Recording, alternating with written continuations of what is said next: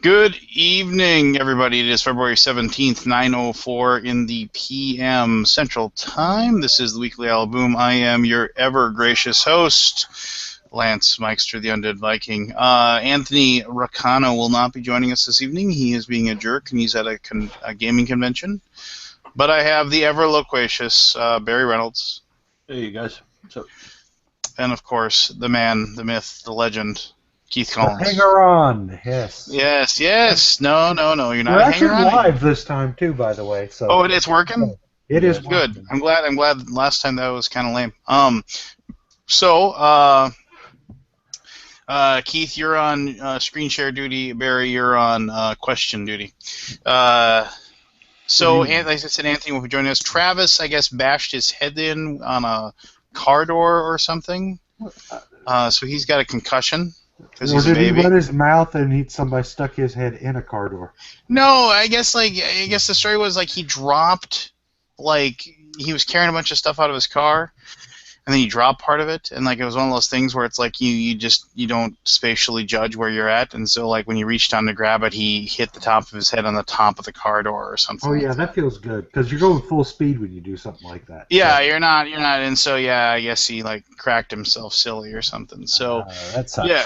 No, yeah, well, yeah. I mean, we've all bonked our head or something. So, at one point or another, I remember 4 or 5 years ago, I was out shoveling the driveway during a blizzard, and I slipped on the ice and cracked the back of my head on the sidewalk. I literally thought I was dying. I was just like, I crawled into the house on all fours, just. Then my wife's like, "What's wrong with you?" I was like, "I just need everybody to shut up for like 10 minutes. And I need you to just sit here and breathe." So, yeah. So anyway, what you guys been up to? The usual for me. Work, a little bit of some amateur gunsmithing, if you will, and a few board games. Yeah, I see you said like you got your picture like posted or something online Yeah, of your. the guy that runs the gun shop I go to took a picture of my gun after I tricked it out. Yeah. It's just a little 22, but it's I put some stuff on it just to make it look sweet. Oh, okay. So it's like can go through walls now and stuff. No, it's a freaking 22. It's not going through anything. But paper. a little stronger than a BB gun. A lot stronger than a BB gun, but it's like not what I would use too much with. Defend your house against Bigfoot or anything? Considering how I can shoot with it, I could defend my house against anything I want, but I have to shoot very accurately. But mostly it's for target shooting. My plan is to actually do a little bit of steel shooting competition with it. That's my aspiring goal. We'll see if that ever happens. Gotcha. Yeah. Anybody play anything new? No. What did I do? I tried out the Prodigals Club because I picked that up. Did some Warhammer quests, some Royals, Ninja Camp, Scoundrel Society, Bora Bora, Istanbul. That was what I messed with this weekend. I was at Con of the North this past weekend, but yeah, I figure you'll have to tell us all about that here very shortly. Well, yeah, I mean we can discuss it. It's not actually there's a gentleman that's a publisher that was there who might join us. He mentioned he was a fan. He might join us a little bit later, so that'd be cool. He did Noble Treachery, and then also he's got that Council of Blackthorn, which is in a Kickstarter right now, which is actually a really good game, which I did a review of as well. So, what have you. Gosh, what was I going to say? Well, I do have news. Okay. And this is in regards to my unprecedented run in a certain game. Oh, did you finally lose? Well, can I tell my story? No, because you led up too much to it. No. So I'm sitting on 18-0, and and I saw there were like 3 people that had just picked up the game and they didn't know how to play, and they were in my room, and I said, "Hey, I know how to play the game." And then they said, "Oh, okay. Did you want to play?" And I said, "Well," I kind of said, "I kind of have a story about this, but it's like I'm kind of picky about who I play with," and I kind of explained the whole process, and then I said, and plus I said I won't play unless I have the Cthulhu Motors or team or whatever, the Mythos Motors or whatever, the black cars basically, and somebody already picked those. And so then he willingly gave them up, and so then I played it against like 3 people who had never played the game before, and I thought that I'd have a pretty good chance of winning the game. I put myself at about a like a good 75 to 80% win chance, just because they probably didn't understand how the game worked, and yeah, I beat them soundly. And so now I'm 19-0. I just wanted you guys to be proud of me. Brag. Okay. So now we're playing against newbies and children, and that's the record. I hope you're proud. Well, I just let the record speak for itself. I don't like telling the stories behind it. Technically. Newbies. The game is Thunder Alley, if I may, if you're not aware. For people that might be tuning in. Barry, you took it upon yourself to do a little do something for the Alaboom. Yes. We have a website now. We a WordPress site. Well, it's a website, right? It's a place people can go. It looks like you can listen to it's archived now. And this is like podcastables, right? It's a place people can go. What the hell is that? What is that? What is going on? Who is that? Hey, it's Jay! Hey, how you doing, man? Hit mute on the feed. Hit mute on the feed! Please take your telephone away from their radio, sir. Yeah, Jay, I'm gonna mute you. You have to pull yourself up here in just a second. Here, I'm gonna mute you here. All right, Garrick's got it. Okay, see, Jay, you must be listening to us and you have the speaker on as well, and so then we're getting the feedback or whatever. So you gotta have headphones in or something like that, so we can't hear the actual sound. Yes, can't you tell this is a professional podcast? Yes, it is. It's professional. And Jay, you will need to actually unmute yourself as well. So, hey, these are the guys I was talking about. This is Great Northern Games. They are local for me, and they yeah. So, hey, Garrick. Hey, how's it going, guys? Not bad. How was getting home from the Con of the North? It was great.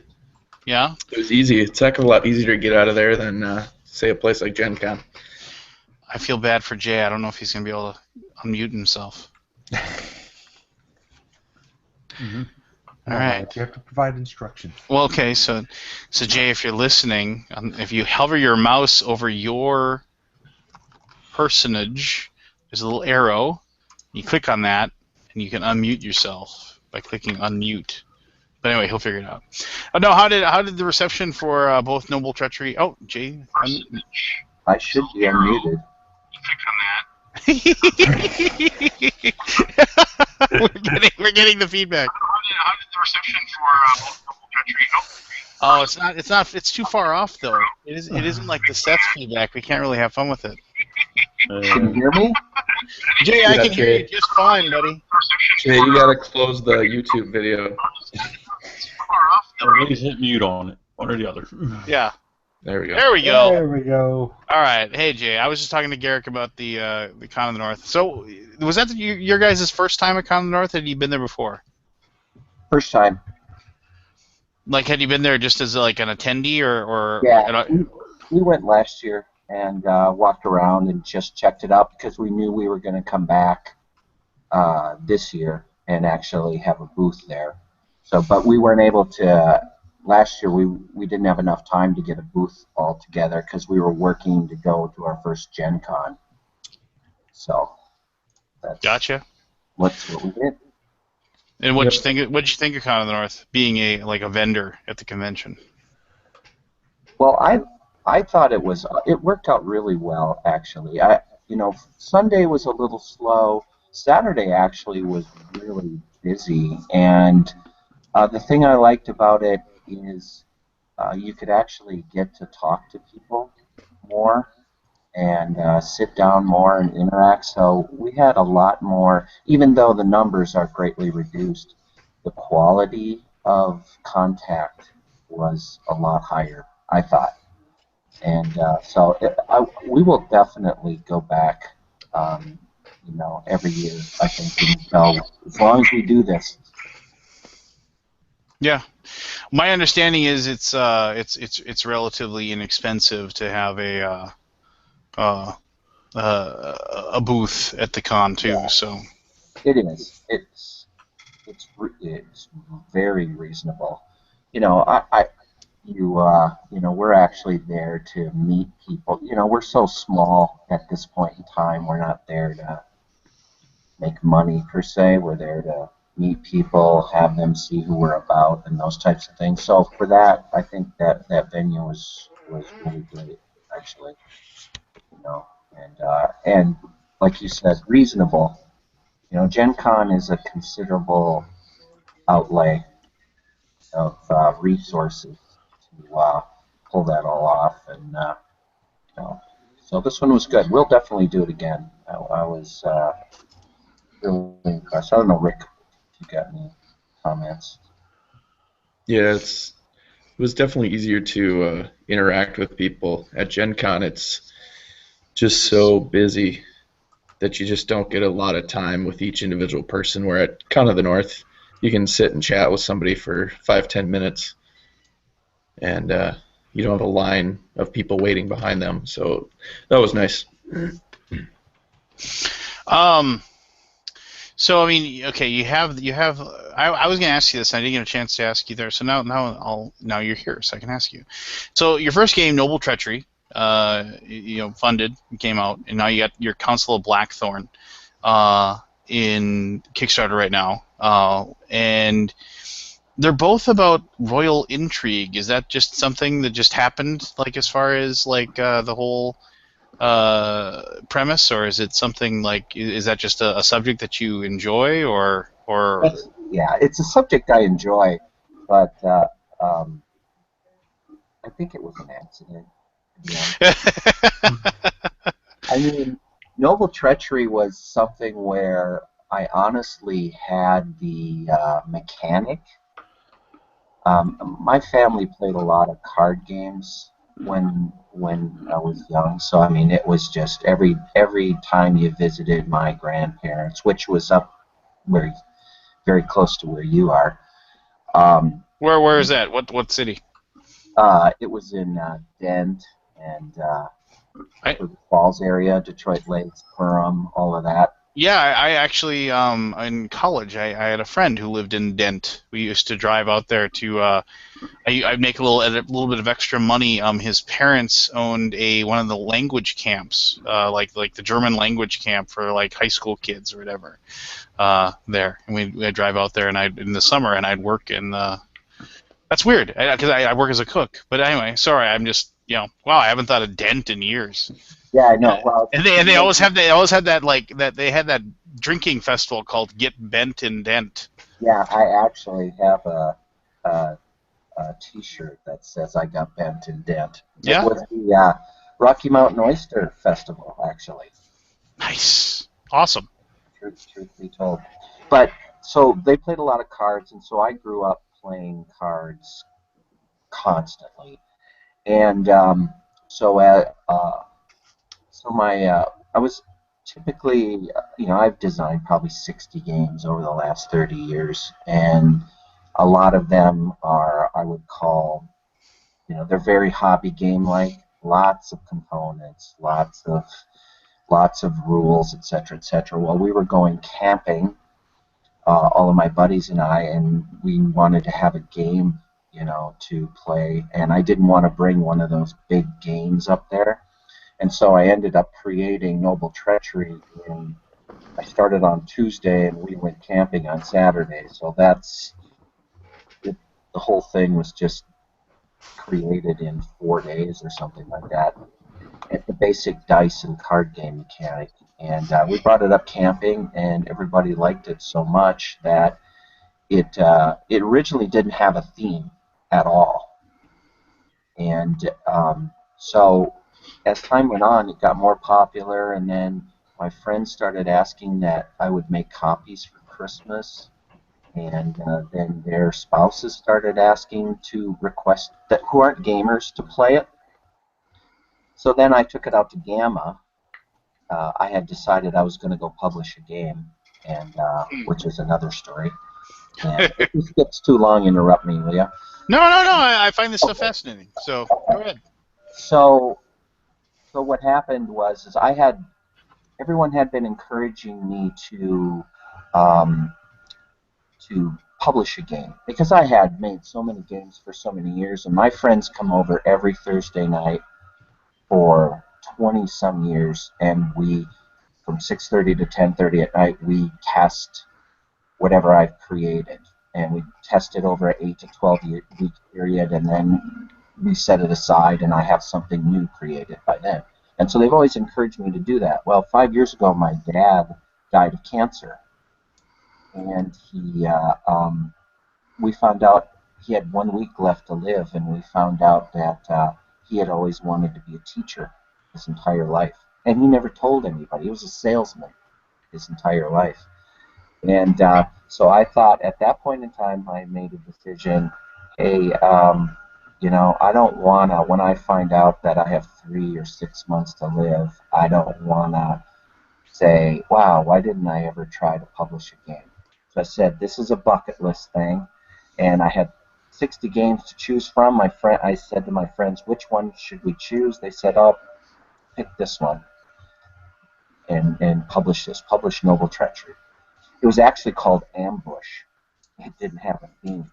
So I went and I took it and I contacted Aldo Giazzi, which I'm sure everybody probably knows who he is, and went out to Gamma, and Aldo, I had a meeting with Aldo, and we spent about 3 minutes together, and he opened the box and he looked at it and he just kind of asked me about the components and basically said some really good things, actually. He basically said, you know what, why would someone buy this? And you don't have enough components, and I don't like this and I don't like that, and to be honest with you, I just don't think someone's going to buy this. And then I flew back from Las Vegas to Minneapolis after that 3 minute meeting, and he was correct. So I sat down and redesigned the whole thing, and that's where the theme for got layered on to the top of what was a mechanic that was developed without a theme. So to answer your question, it was an accident, and and so in Council of Blackthorn, really a couple of years later, was really inspired by. I was watching Game of Thrones. I was just gonna say it had to become from Game of Thrones. Oh, it was. I was watching an episode of Game of Thrones, and for some reason, the whole council part of that, the small council part of that story, is the more fascinating part to me. The families that are up here and they're all back and forth and trying to unite the Seven Kingdoms and is interesting. But I really find the fact that you've got the Littlefinger and that whole group of people that are so connected with their spies and everything else, and how they manage not to become beheaded. And so it just hit me in like a 2-second flash of light where I was just like, I want to simulate that. How do you simulate the interconnectivity from the politics? I find that is a difficult thing, I think, to simulate. I think we can all get our minds around, you're a king and there's other kingdoms and you're trying to unite them, and you go grab some land and that land produces a resource and that resource is needed to build things. I think everybody can get their mind around that fairly easily. But I think the mechanic of actually trying to capture a web where you are trying to control different factions and trying to and have those factions be interconnected so that you can't, whenever you move one thing, the whole web vibrates. And I think that that's a difficult mechanic to get around. So I actually sat and thought about that for quite a while, and that's what I tried to capture: the hidden information, the fact that one of you is going to get beheaded in the end, and the fact that you can't just play a card and do what it is you need to do. So Sorry, I had my little street urchin of a daughter sneak out of her room and had to come and tell me a story. But no, I when I played the game, I was like sitting there. I was like, this is. I mean, if not somebody who watched the show, somebody who read the books, just because of, you have all the different players, and then it's like then you have like the influence over the different parts of the city, whether it's the, just the armies or what have you. I mean, the nobles and I really enjoyed just how everything kind of played off of each other, and the fact that like it kind of reminded me a little bit of, and this is kind of a game that was a long time ago, and I'm gonna hopefully someone remembers this. Wasn't there a game that it was something about the pharaohs or the Nile or something like that. And Cleopatra and the Society of Architects. there you go. Thank you. Look at that. See, that's why we brought him on. Yeah, and so then the person that ended up being, they got fed to the crocodiles, so they just had no most shot. corrupt person. Yep. Yeah, so I mean, I like that. I mean, the Cleopatra game was, I didn't much care for it, but I liked that part of it. I liked the fact that that one person you could be doing well, but yeah, you get tossed to the side anyway. I enjoyed that aspect of it. So no, no, the game's just a heck of a lot of fun, and you guys are doing, you haven't funded it yet, but you're getting close. You're like 70% funded or whatever. You got a couple weeks left, so it feels like you're gonna hit it, and that's good because I think the game should be published because it's a heck of a lot of fun. And no, I think the thing I liked, and I did with the review or whatever, but I enjoy games like that where you have to kind of, it's weird because it's like a race, because like the upper levels of the points on each one of the tracks, and if you haven't seen the game, people aren't going to realize what I'm talking about, but there's 4 different areas of the kingdom that you can control, and that's where you can get a lot of points. But you're alone at the top. People can't equal your points, and so you kind of push yourself to get there at the expense of collecting treachery cards, and then the treachery cards could have scores, and then if you get too much of that, well, you have no chance winning anyway. So it's a delicate balance, if you will, to achieve the win. you could play it 20 times and think you got it down, and you'll be last place next time. You mentioned Game of Thrones, and I was thinking of the different people. There's like Littlefinger, and then there's Varys, and of course like the Queen and the priest and Grandmaster Pycelle. Yeah, Pycelle. And there is a deleted scene from season 2 or 3, where Grandmaster Pycelle like goes down to by the river or whatever to talk to I can't think of his name now. Tywin. Yeah, Tywin. He goes down to talk to Tywin, and he's being the blundering oaf or whatever, and he's talking to him, and then Tywin calls him out on it, and then he immediately like straightens up and talks perfectly fine, and he's just like, it's like, he's like, how long have you known, and he's like, you couldn't possibly be this stupid, that kind of thing. It's a wonderful scene. It makes me upset that they cut it out. Yeah, it's actually a pretty good scene. It's really well done. It really shows like Grandmaster Pycelle. He's like, everyone in the small council always wants to be the tallest flower. Well, I've figured out that the tallest flower always gets cut, gets its head cut off. So I'd much rather just remain in the garden. just like and stay there. And it was just it's a good scene. Well, that's interesting because honestly, that's what actually happens in the game. I've never Yeah. seen that scene. Yeah, no, it's on the YouTubes if you Huh. wanted to go check it out. You can just like type in like deleted scene Pycelle and you'll find it easily enough. But yeah, it's good stuff. I mean, I don't know, but yeah, no, I saw that and I was just like, yeah, this it's one of those things where if somehow you had the rights, to like for the actual like game, I mean, this would honestly, I mean, like the premise and the mechanisms and everything like that.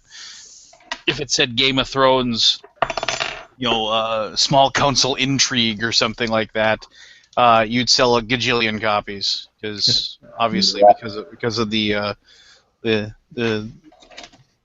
people buying it for the roles and that they've seen on TV and in the books. I Should agree. go arm wrestle Fantasy Flight Games for the Game of Thrones license. Well, Stronghold did that once over Merchants of Venus, and we all know how that turned out. So, Exactly. yeah. Or I should say Asmodee North America. Sorry. Yes. Yeah. Oh, look at this! Look at this guy. We were just talking about. Did you get to play any games besides, obviously your own? But did you get to play any other games or anything while you're there? I saw you in the bar that one time when I was having lunch with my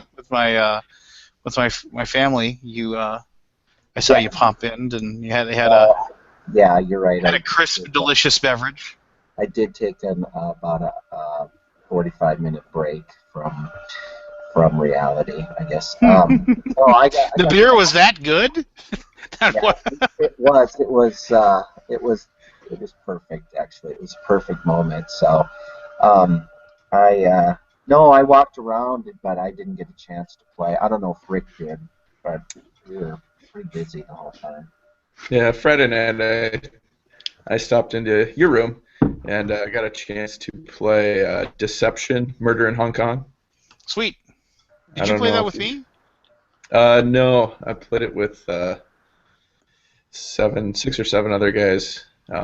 That's a great game. Great little Yeah. kind of party game, but kind of the Resistance meets Dixit almost. Well, it's like Mysterium and Yeah. Resistance Avalon combined, or whatever. Right. You guys must have used my copy because I think I had the only copy there, which is Okay. fine. I don't care, but I mean, Yeah. I just it's a tough game to find. They did kind of they did a Kickstarter and they've already sold out their small print run or whatever that they had. I actually had to go look it up, see if I could find a copy because I enjoyed it so much. And of course, it's out of print right now, but I guess they're making a second printing. This should be out pretty soon. So Yeah, there's a big pick up a boatload. copy at Gen Con. Yeah, there's a giant boatload of them coming over. Yeah, very fun game. Very fun game. As far as the whole figuring out the murderer, and you got to have a good forensic scientist though to know when you gotta just like as far as picking the right clues and what have you. Otherwise, it's tough. Yeah, that certainly helps. But I was amazed. So I played a couple of games. One as the investigator, one I was the accomplice. And then I played the forensic scientist for the last 2 games, and it was kind of funny. You'd play your first 2 clues, and somebody would just kind of offhand make a comment. Oh, you know what? I think that and that line up perfectly for that, and it's like they got it right. Yeah.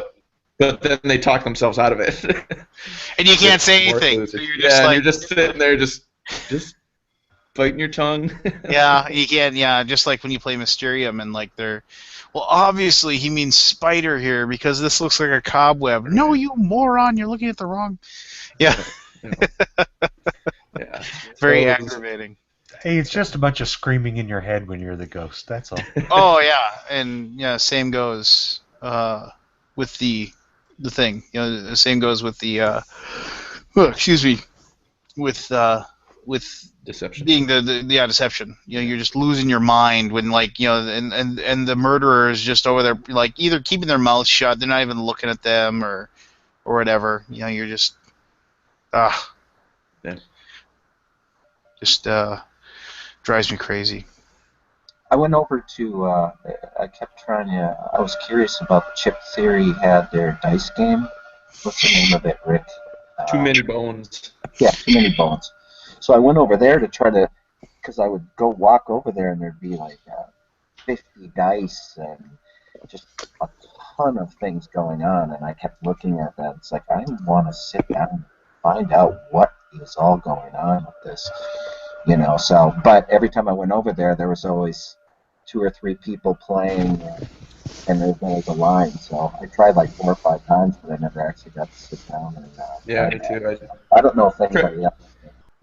I tried to get a demo of it, but it was busy. They were busy all weekend. It was good. And they just started their Kickstarter up, and Yep. I mean it's selling well, even at $100. I mean, it's Yeah. going well for them.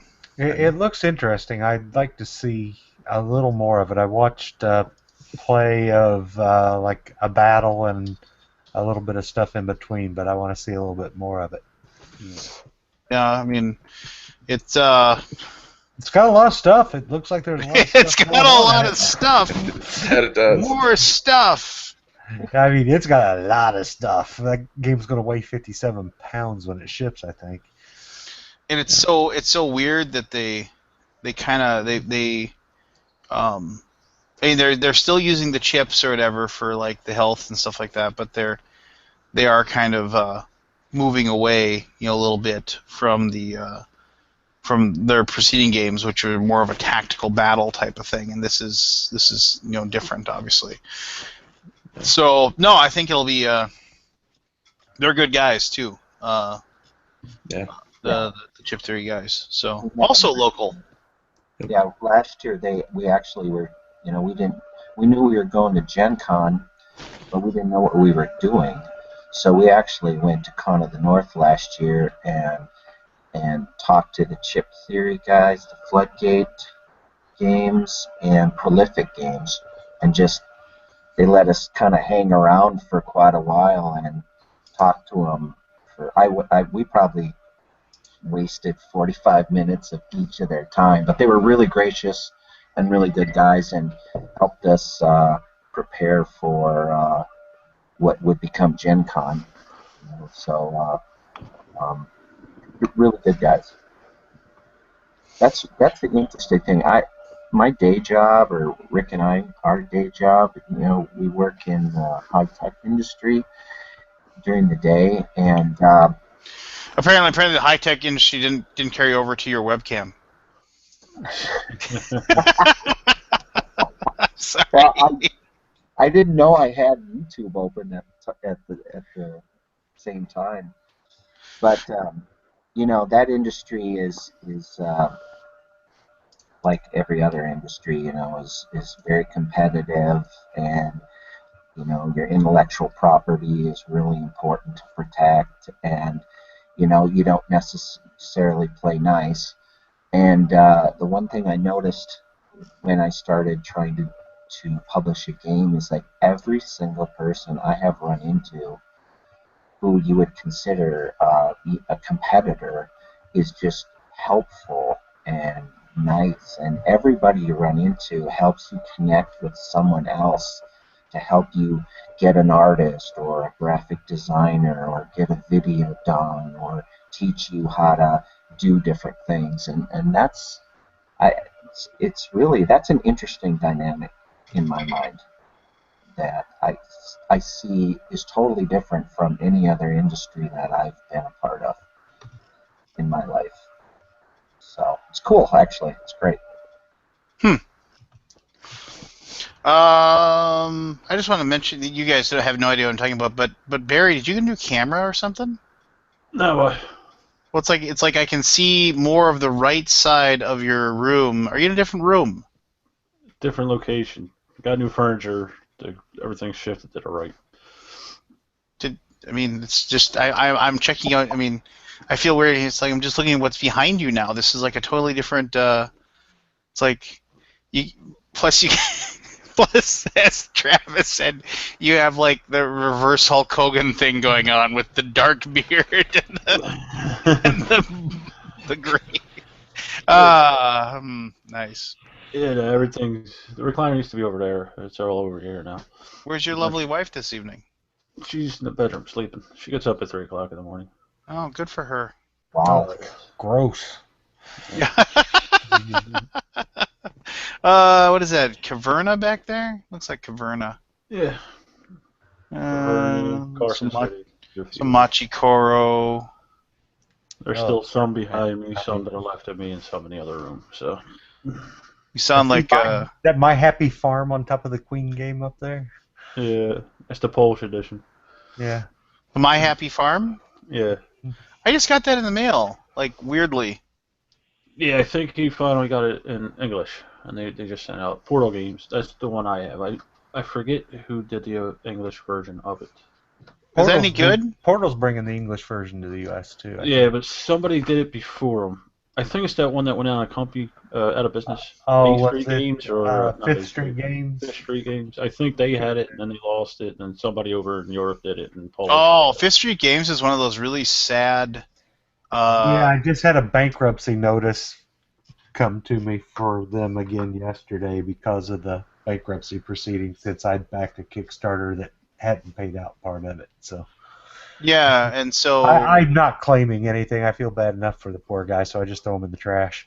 Yeah. Oh, so basically you can sign it, try to get some of your money back. Yeah, I don't. He doesn't need my $5, or I don't need his $5. I should say. Yeah, I don't know. I mean, this is not that you guys, Jay. I mean, not that you might speak ill of anything, but yeah, Fifth Street. They it was one of those weird things where nobody really knows the true story, but it just sounds like he kind of overextended himself a little bit, and then he ended up. I don't know all the details, but there's some things I know that happen based on the things I've seen that are a big warning thing. So, he did a lot of Kickstarters early in the life of board game Kickstarters, right?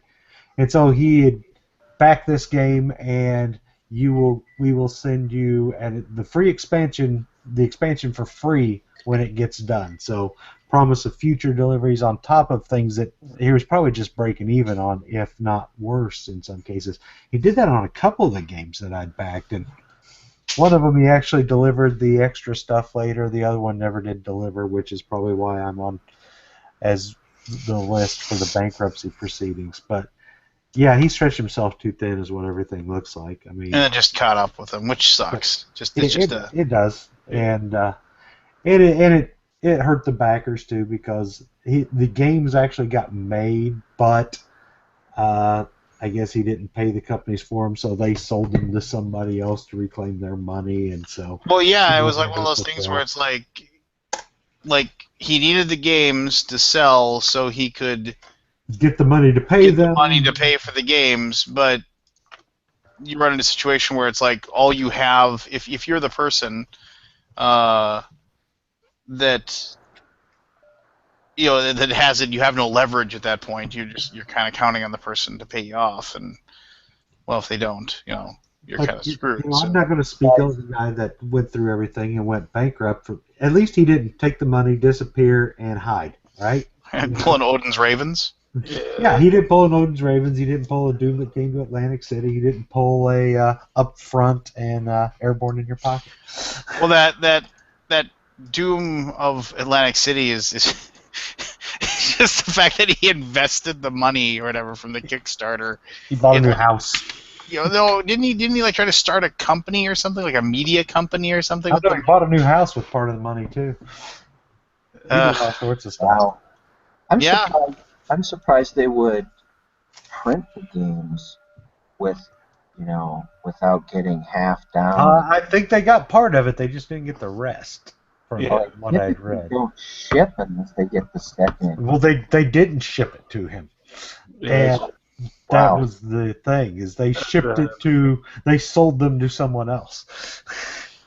The manufacturer did. Yeah, I mean, because not that we have to go down the weird rabbit hole that is failed Kickstarters or questionable Kickstarter decisions, but yeah, I mean, that's just one of those really weird things where they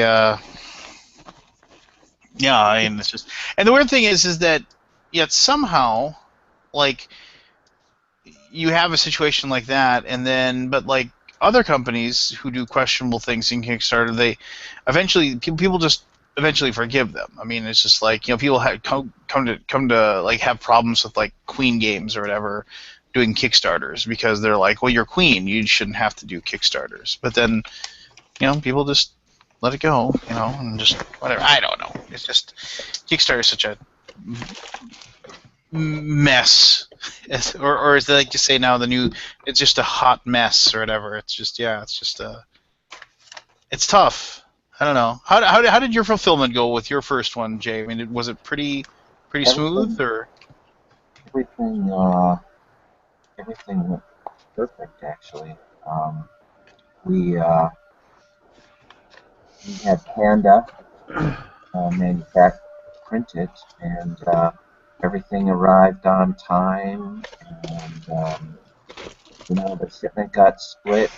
Part of it went to fulfillment for distributors. The rest went to us, and we had just a party in our house, and all of my friends came over, and my wife, and we shipped the whole thing out ourselves, and everything went perfect. And now the only thing that was hard is going to the post office.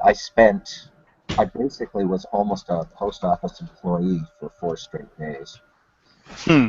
I Hmm. don't necessarily, yeah, we're not going that route again. You know, we decided to go with a different setup and have someone fulfill it for us. But anyway, we didn't have any problems. No, I've kickstarted a couple myself where I just feel bad for the people because they've had so much trouble with fulfillment. And then the wrong games showing up or a misprint, and I can only imagine how hard that's got to be. It's hard enough, but getting it all and shipping it out and then finding out there's problems with it when people start opening the box, that's my worst nightmare that I can think of. But I went with Panda, and I didn't have one single problem. Really?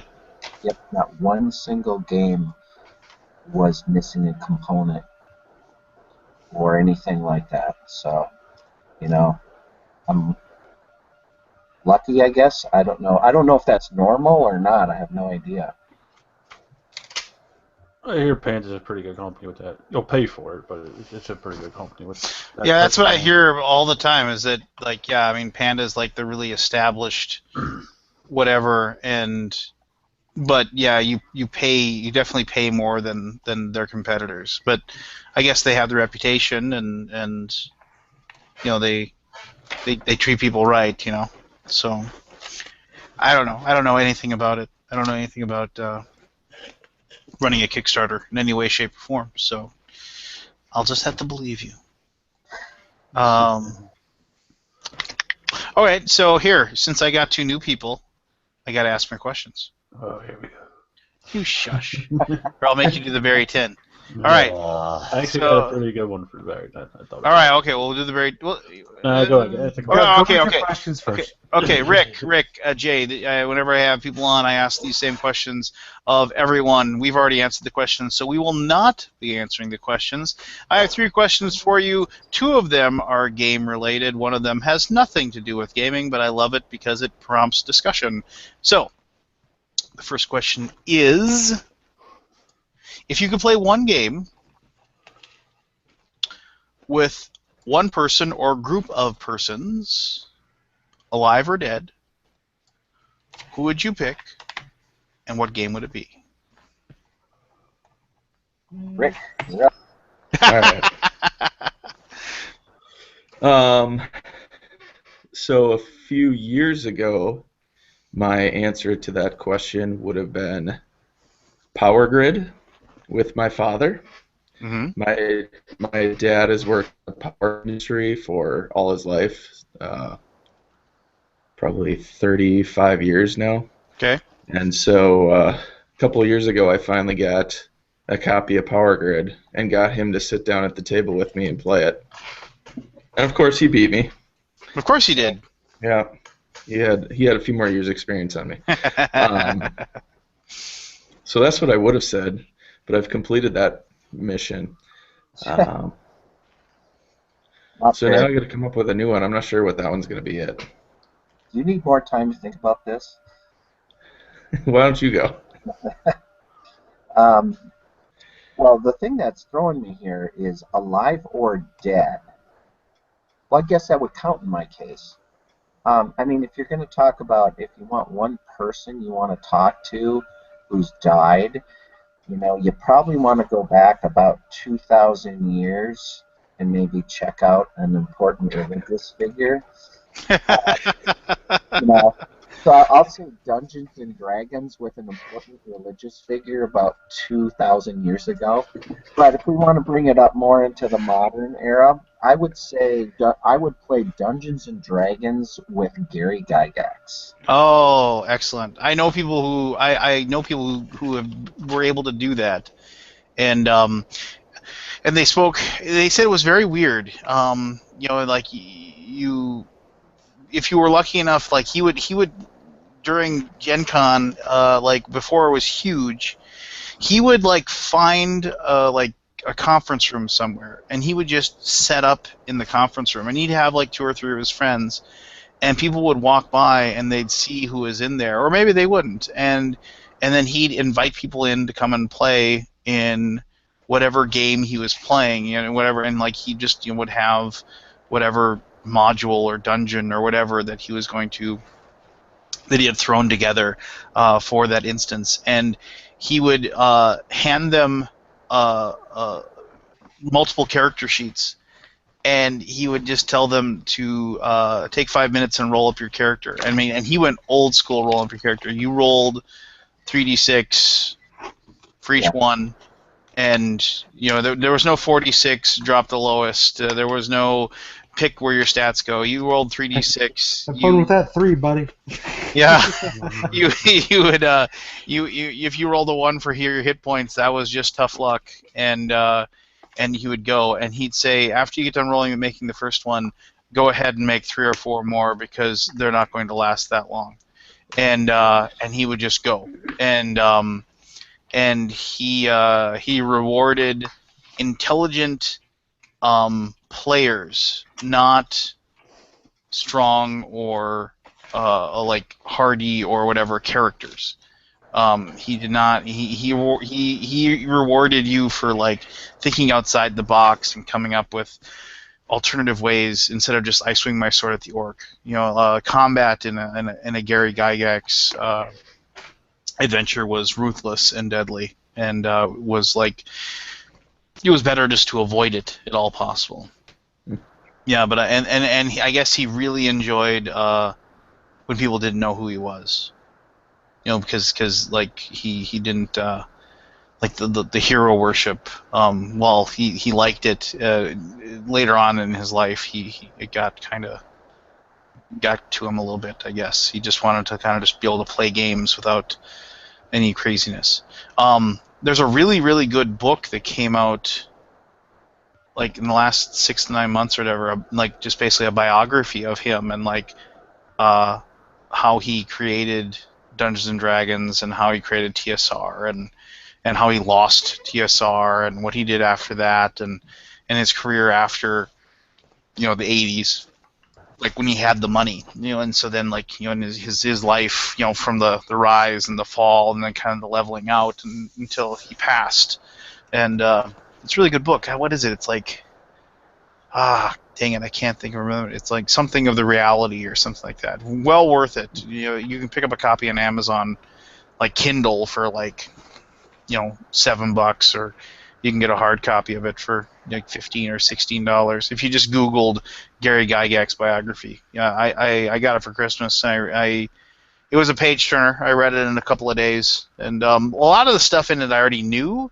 but the way that the storyteller wrote it, I mean, he went out and had multiple interviews and things like that, and he admittedly says a lot of the stuff is well-educated guess as far as like what he thinks, like people were thinking at certain times, or whatever. But it doesn't come across as like like an essay, like biography. It comes across as like like a third-person prose type thing, omniscient prose, where it's like at this point Gary was upset over this and that thing, and so it reads like a novel, not so much a he moved here and he did this type of thing. So Not like the Silmarillion. yeah. So I mean, if you're a fan of the D&D and the Gary Gygax, I well worth checking it out. Well, we ran into him. A friend of mine and I. We were at Gen Con. I don't remember if it was still in Milwaukee, but it was a long time ago. And we went up, and my friend said, "Hey, there's Gary Gygax." I didn't know what he looked like, and he said, "Let's go over there." And Gary was playing some game. Um, I don't remember what it was. And my friend went up to him and he said, "Can we take your art picture with you?" So I have that picture actually somewhere in this room. And he was gracious and he let us take the picture. And my friend said to him, "You know, you really really changed my life." And he looked up at him and he said, "Yeah, but did you have fun?" And I thought that was so classic. Yeah, And that was my only experience, with them. Yeah, but did you have fun? It was just cool. that was, I mean, like his thing. Like people would always say that it's like you were like this formative person in my childhood, and he was really proud of that, I guess. He was very proud of it, and he was very proud of the fact that he had created something that people had a lot of fun with. I mean, I grew up on D&D. I mean, I did. I mean, it can, and also other role-playing games like Marvel Superheroes and Rifts and GURPS and Call of Cthulhu and all the Traveler, all kinds of stuff like that. And but D&D was the one. I still play D&D every 2 weeks. I have been DMing the same campaign now for over 2 years, and it's just a blast. My characters, the characters and we play old school. We don't play Pathfinder. We don't play fourth or fifth edition or anything. We don't even play third. We play basically first edition D&D. And so after 2 years, they're finally ninth level. It's just slow grind march, but it's the story is the thing, not the elusive quest for power and the next cool thing. I don't know. I dropped out of I dropped out of college for a semester to be a DM. Ah, But that's commitment. The place where I lived, you had to be in college to live there. So every day I would pack up my book bag and leave the room, and then I would go over to the Memorial Union at NDSU, and I would write D&D adventures, and then come back at the end of the day. And my roommate always said, "I never see you study." And they didn't know that I wasn't actually in college for that whole semester. Were Because you in the dorms over at NDSU? no, I joined a frat house because it was like $40 a month for rent, and I didn't have. I mean, I was sleeping in the back of my car in Fargo, North Dakota. That's yeah. How old are you, Jay? How old are you? I'm just out of 53. curiosity. How old? 53. Okay, so you were at NDSU when my older brother was going there. Because my older brother is 8 years older than I am, and yeah, so you were born I in was 19. graduated in 80. Yeah, yeah. You were going to NDSU at the same time my brother did, and he was a Teak, Tau Kappa Epsilon. Oh, and I was SAE at the Yep. time. A friend of a friend. I didn't have a place to live, and I drove down there. I had $100, a 1968 Dodge Coronet 500 with no back window and no reverse, and I didn't have. This is a story. You should be writing your life story. This is awesome. It is. Well, I won't even tell you how I ended up going to NDSU because that's just such a.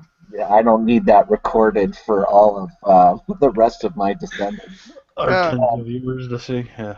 But yeah, I drove down to Fargo, which was 100 miles because I grew up in Jamestown, 100 miles west of Fargo, and I ended up.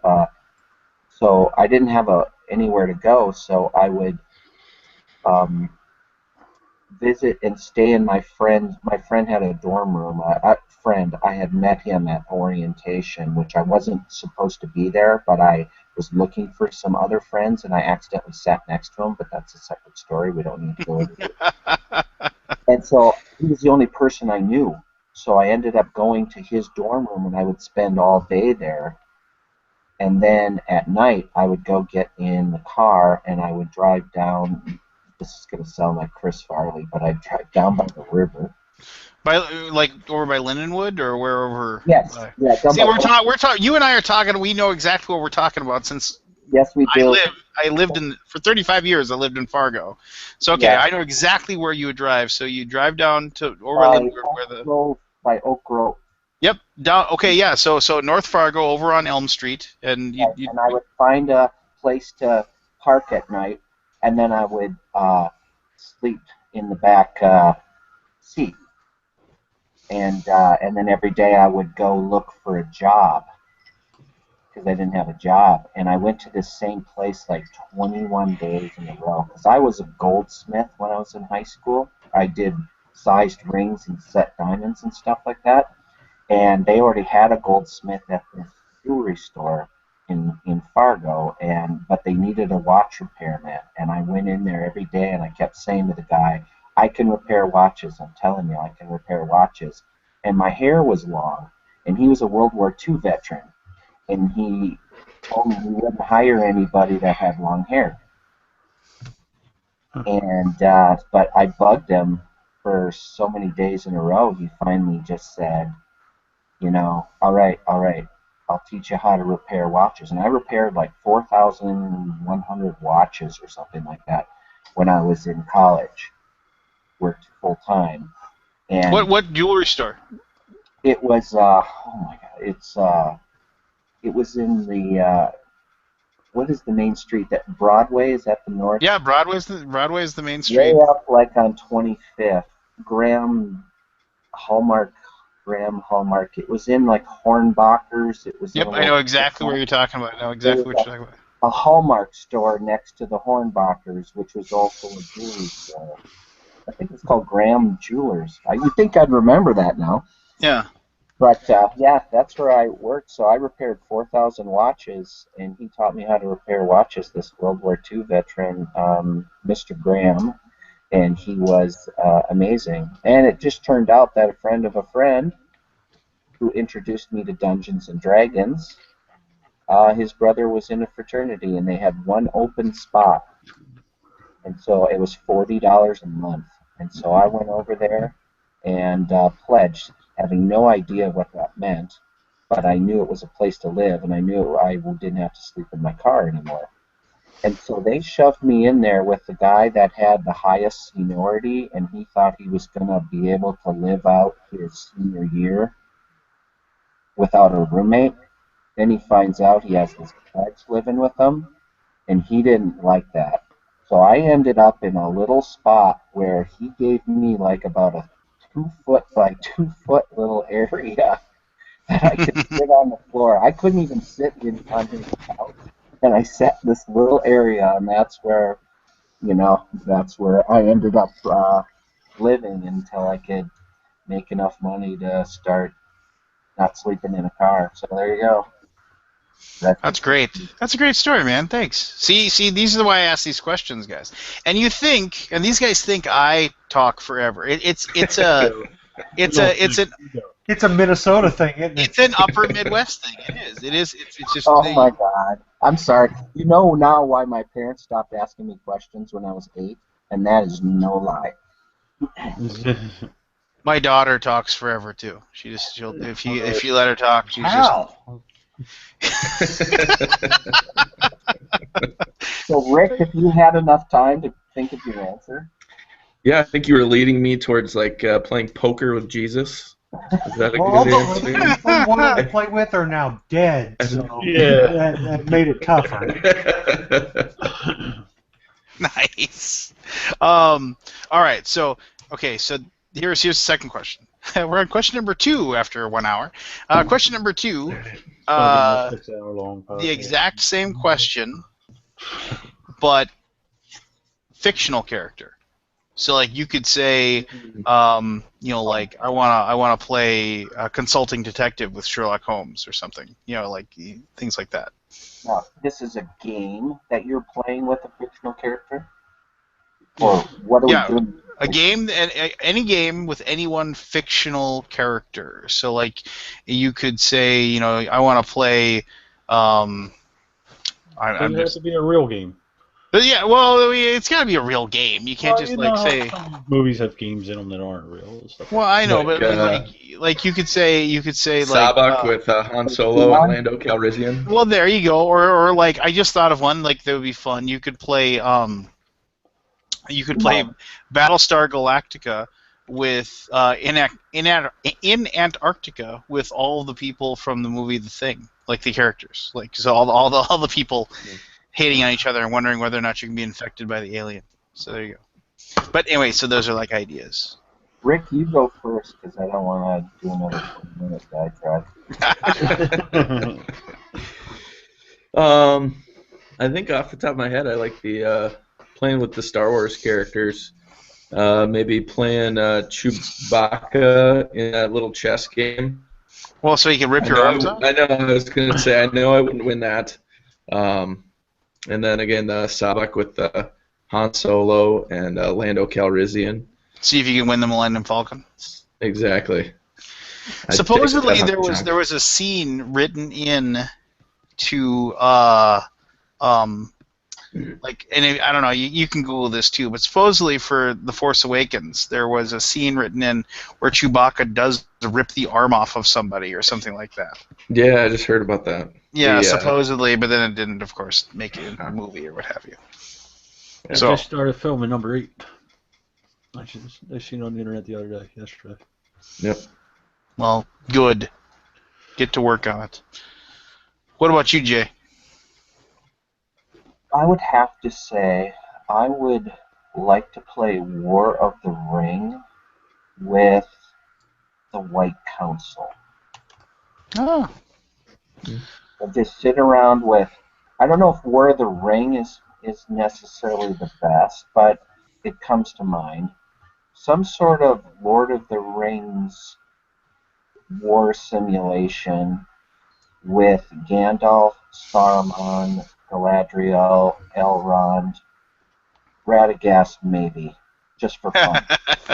Well, like the book Radagast or that ridiculous Radagast that's in the movies?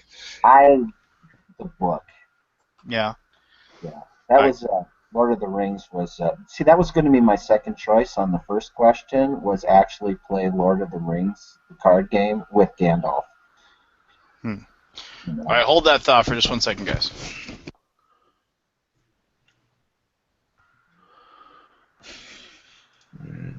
I give up. How about you guys? How did you answer that question years ago? Oh, I don't remember. I think it was I went to play Wiz War with the character Roland of Gilead from the Gunslinger from the Dark Tower series. I think that's what it was. Keith, do you remember? I don't remember, but now I think I'll play I Spy with Carl Grimes. Wow. Or Game of Thrones with one of the Lannisters. Oh, I never even thought about that. But no, I don't remember. I'm just making up stupid things off the top of my head right now at this point. For some reason, I don't look at Game of Thrones characters as fictional. They're historical. Yeah, right. They're historical. So what's the third question going to be? It'll be a conspiracy. Do you believe in any conspiracies? That's his other question. Yeah. Spoiler. Oh boy. What do you guys think the next season of Game of Thrones will be like? Now that there's no book content to go by. I think somebody's going to die. Oh yeah. I think Somebody with a someone's name? going to kill somebody. I think somebody's going to betray someone. This is just some crazy talk. I think someone will get set on fire. Yeah, it gotta be at least one. Those are some of the things I think will happen. And I think the internet will be screaming with rage over stuff that's happening that didn't happen in the books. So that's my predictions for the next season of Game of Thrones. Not bad. Yeah, I know I didn't really go out too far on a limb there. That's like saying Star Wars is going to have a lightsaber in it. Yeah, more interesting is where... Brandon, good one. Brandon says he doesn't think Lance will take it that bad. All right, quit talking about me. Well, we literally were. Lance, the name of the book was Empire of Imagination. Cubic Kid wrote that in the chat. Yeah, excellent. Yeah, no, like I said, it didn't it didn't reveal to me stuff that I had no. Oh my gosh, really? Because I just read a bunch of stuff about Gygax. But yeah, if it's a good book, well worth it. All right, so the final question, and this is just because I love the answers. Of any possible conspiracy theory or belief in the supernatural or paranormal, if any, what do you buy into? What do you buy into?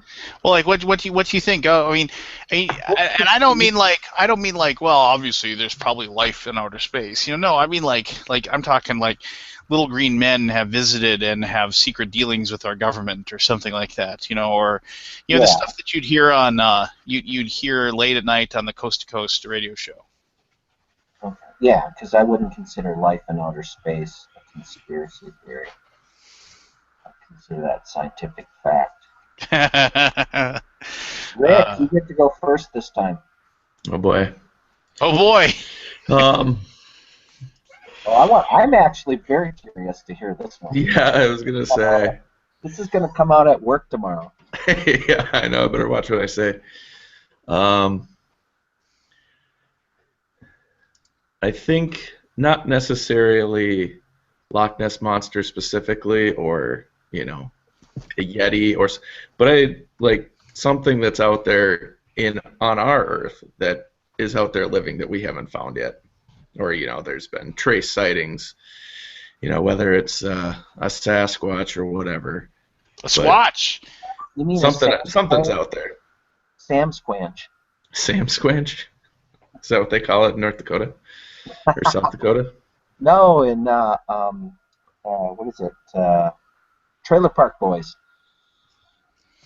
Like the bloop. Have you ever Googled that? Like the what they called I think if you just type in the bloop or whatever into Google, it'll pop up. The bloop was an ultra low frequency and extremely powerful underwater sound detected by the U.S. National Oceanic Atmospheric Administration. So, and so basically they're it had to, it was it's a large marine animal or whatever, and so they were trying to figure out exactly what it was or whatever, and so it's of course there are people that said, it has to be a mammal or something like that. Yeah, I think the ocean would be where it would be found, right? I mean, the vastness there. And then then they said finally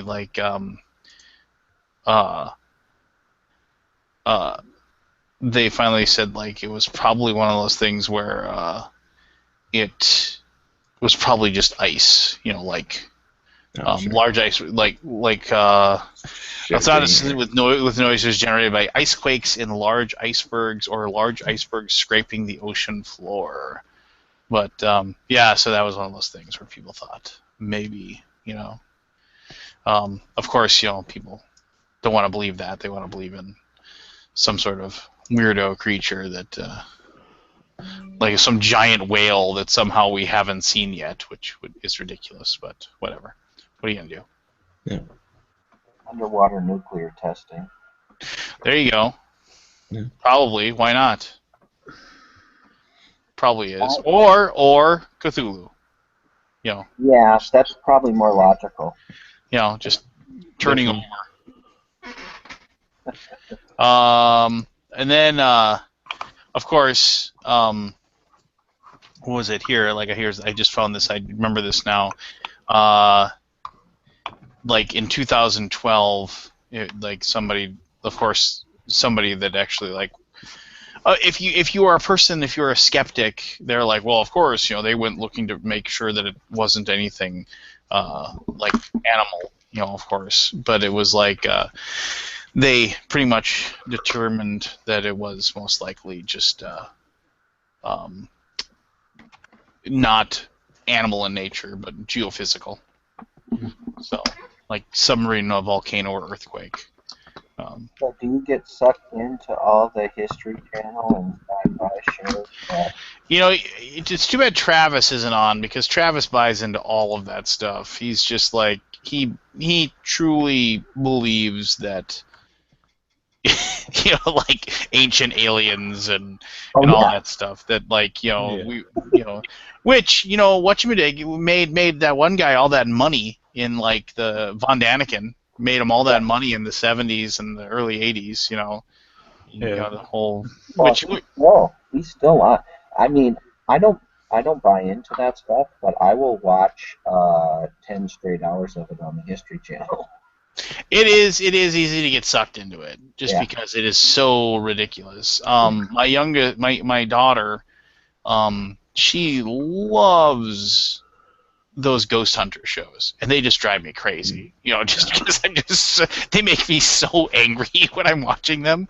Like she tells me I have to go in the other room because I'll hear them talk for more than 30 seconds, and I'll say, "What is this idiot talking about?" And just like, like that whole thing where they're just walking around and they're like, "Did you guys hear that?" No, nobody heard anything. You are a moron. Alaboom. Do a weekly Alaboom. We'll do one episode where it's like ghost hunters. Well, you probably know about this, Jay, but there's that north of Fargo. There's that abandoned asylum.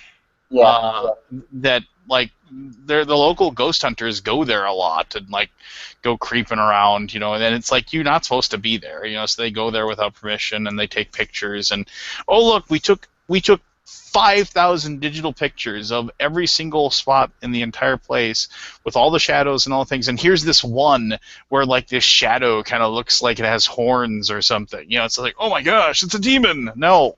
Let's look at the other 4,999 pictures and see what we see. Nothing. It takes a long time to Photoshop this shit, Lance. That's why I only had one. The one that, and actually, there's a local con here in town. It's called CoreCon, which it's not that great of a convention, but I won a. There's a couple stories here, but I won a registration for free through my local game store, and I was like, well, you know what? I'll go. It was on a Saturday. It opened up at 10. I said, I'll go there with my daughter. We'll just check it out and see what it's like. And so, my daughter was 5, I think, at the time, 5 or 6, and she really liked it because there was all these theme rooms. And there was kids' rooms where you could go and get all this stuff, and so she was really digging it and having a good time. But there was the local ghost hunters actually were doing a symposium as my stupid cat attacks me. No, and so they got up there and there was the one guy that totally bought into everything, and he was just he was showing off all these different pictures, and you could see he just had on his laptop like a folder of 1,000,000 pictures, and he had like pulled 7 out. They were like, oh, look at this you can see the eyes in this picture. It's just like, no, it just looks like a light, whatever. And you could just know that he wanted to really believe in it and whatever. But the one guy they had, the skeptic, because he was like, I'm the guy that goes with and I try to find the real.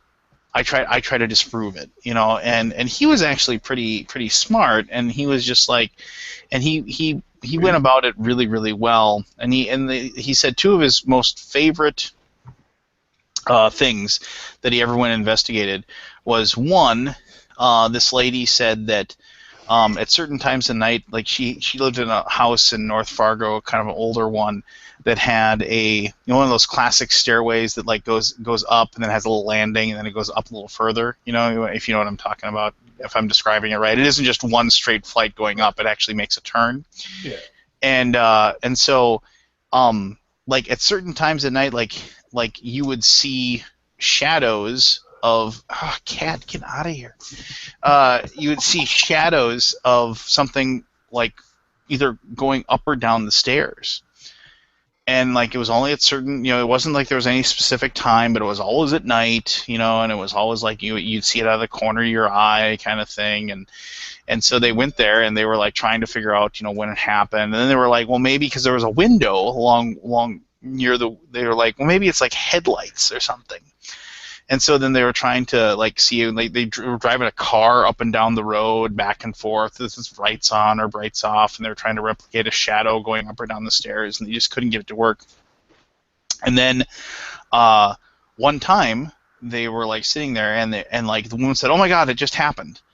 And so then they were like, "What?" And they were looking around, and then they looked out the window, or they're trying to see if they saw anything, and they saw it was in direct path of the airport. And a plane was landing, and like basically they said, okay, they called the airport, they like found out one another time, and then they waited for when like another night when they'd have the exact same situation, and it happened. Like they saw a shadow go down the stairs, and because she was just perfectly in the path of planes landing on that runway.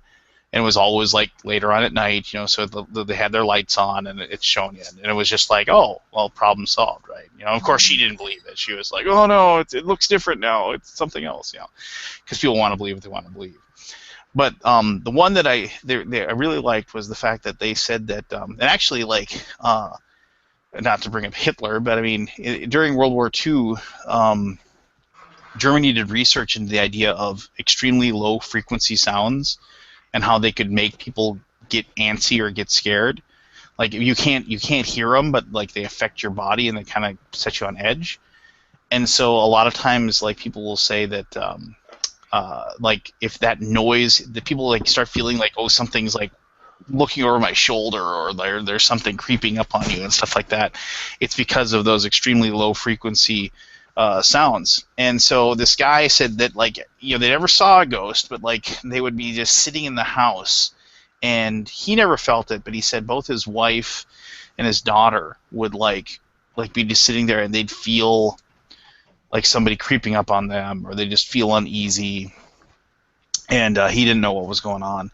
And so the skeptic's daughter would feel like that every once in a while, and they say certain people are more susceptible, so he brought her with. And they're all like standing around the house, and they're kind of just looking at things, or whatever. And all of a sudden, his daughter said, "I'm starting to feel like that." And he looked over at the guy's wife and daughter, and both of them are like, "Yeah, it's just like it's here. Whatever it is, it's here. It's in the room right now," which freaky or whatever. But the skeptic starts looking around the house and seeing, okay, did somebody turn like a radio on or something? But then he couldn't see anything, and he looked over and he saw like one of the curtains, like a drape by a window, start to rustle a little bit. And then he started getting a little freaked out because he's like seeing something move a thing, but then he realized the furnace had kicked on. And so he said, "Can I check out your furnace?" And he said, "Yeah, sure." And they go back downstairs and they go and look at the furnace. And he said the furnace just looked like a normal furnace, like normal gas forced air furnace. And they're looking at it, and he was sitting there. But the guy had this like large 2x4 like jammed up on the top of it, and then that was jammed up into a joist in his basement. And he was like, "Well, what's that?" And he said, "Oh, here, let me show you." And he like was wedged in there, and he pulled it out. And as soon as he pulled it out, the furnace just started shaking, like wak wak wak wak wak clunk clunk, and you could hear like clunk clunk clunk clunk clunk throughout the entire house. He's like, "Yeah, so it would come on in the middle of the night and would wake us all up. So instead of paying to have it fixed, I would have to pay like to replace it for like $1,000. I just got a 2x4 and I jammed it in there, and it's holding it in place. Well, it was still shaking, but it was causing actually the entire like foundation of the house to shake at this like really low frequency noise level, and that was causing everybody to get freaked out in the house.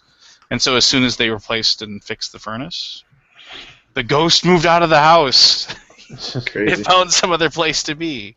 So it's just you see, and that's cool when you have somebody who like really researches it and like figures out the problem, and like doesn't just immediately say, well, it must be a sailor that died in a shipwreck. That's the only way that it could be explained.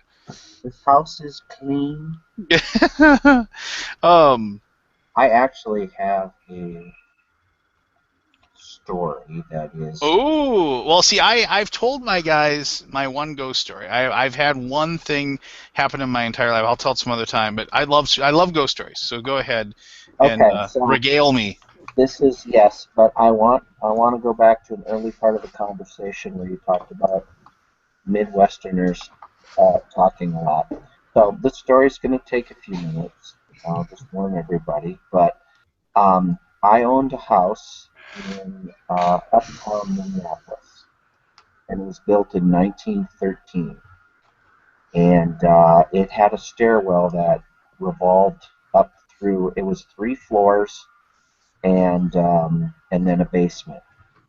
And I lived in there from 1990, well, 17 years, from 97 to whenever.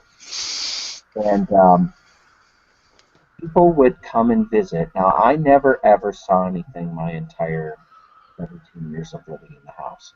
But people would come and visit, and they would come down the stairs and they would talk about how they saw somebody on the stairs. And which was always weird. And it would happen about once every 3 to 5 months. And then, one of the biggest times is one of my friends went upstairs. The bathrooms were on the second, third floor, and when he came back down, there was only my wife, me, and his wife, and we were in the kitchen and to the left. And he comes down the stairs, and he's going to take a left. He sees somebody at the bottom of the stairs go down into the basement. He comes down, takes a left, and see that everybody's accounted for, and he says, "Oh," and we look at him like, "What?" He was coming down the stairs, and somebody was standing at the bottom of the stairs. He assumed it was one of us three, and they went into the basement. Okay, so this happens multiple times, and it never happened to me. So we decided that we wanted to get a picture of the house because I had seen a picture of. I ran into a book at a local store that had pictures of the different houses in that neighborhood, and I thought, oh, wouldn't it be cool to have a picture of our house from 1913? So the only thing we knew is there was a safe upstairs that said Edna C. Brassey. So my wife does some research on that, and she finds out that Edna C. Brassey built that house with her husband, Frank R. Brassey, and they had a daughter. And Frank R. Brassey died in 1948 and disappeared. The records disappeared. We don't know anything. We finally find out that Edna C. Brassey died in San Francisco in 1968, and with her daughter Elizabeth. And her daughter Elizabeth dies 2 years later, and that's it. And we can't find any living relatives, so end of project. There's no picture of our house. So we drop it. So about 6 months later, we run into someone walking on the street, and they said, "Hey, we used to live in that house," or I used to live in that house, sorry, not we. I used to live in that house in like 1971. And they describe the inside of the house. And then the person says at the end of the conversation, "Have you ever seen the ghost on the stairs?" So we're like, I'm like, "No, but people we know have."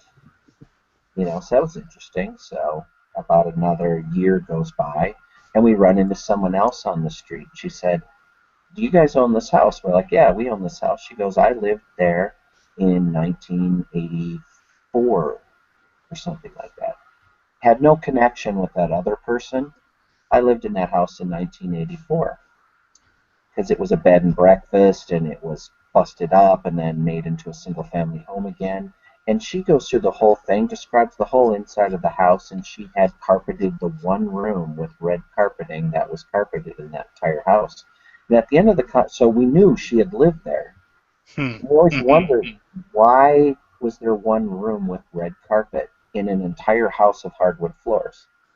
And she, at the end of it, she says, "Have you ever seen the ghost on the stairs?"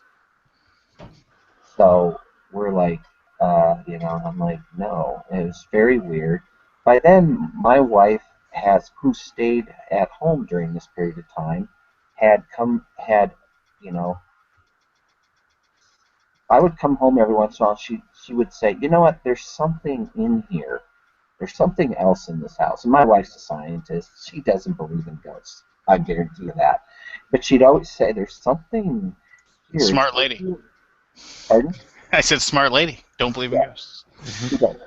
It, and Because that's how they get you. If they only get the ones that believe, just so you know. yeah. Go So ahead. but she just for fun would say, "I think it's Edna Brassey," right? So anyway, so another about 6 months. So we have long forgotten about searching for a picture and all that stuff. So every Sunday morning, fast forward a year or two, every Sunday morning in the summertime, we would go wake up in uptown Minneapolis. You can walk to 50 restaurants, right? You go there, you have breakfast, and then we would walk around the lake. Finally, one day I said, "Hey, let's go to the local cemetery." There's a giant cemetery in the Lake District of Minneapolis where all of the people that built that city have their giant monuments, right? So we decide to do something different. She grabs her camera. We drive down there. We drive in the cemetery, and there is a giant, it's probably 20 feet wide and 15 feet tall, and it says Fridley on it. And she says, "Stop." And there's a woman reading a book. And she says, "Stop. I want to take a picture of that." The giant granite sort of, monument in a cemetery. So she can't get it in focus. So she has to step back. And her and I step back where she can finally take a picture of the Fridley Monument. And we're standing on two graves, and I'm waiting for her to focus her camera. This is 2 or 3 years after the story I just told you. And I'm looking down and I'm standing on a grave and I'm reading the stone and it says Frank R. Brassey. And I'm like reading it and reading it. And I'm like, why is that so familiar? Frank Brassey. And then all of a sudden it hits me. That's the guy we were searching for that built our house that died in 1948. And we lost him. And I touch my wife and I say, "Oh my God, look down." And she moves the camera and she looks down and she's standing on Edna C. Brassey's grave. She's standing on Edna C. Brassey's grave. I'm standing on Frank R. Brassey's grave, and we didn't know they were in this cemetery of like 10,000 people, the biggest cemetery in Minneapolis.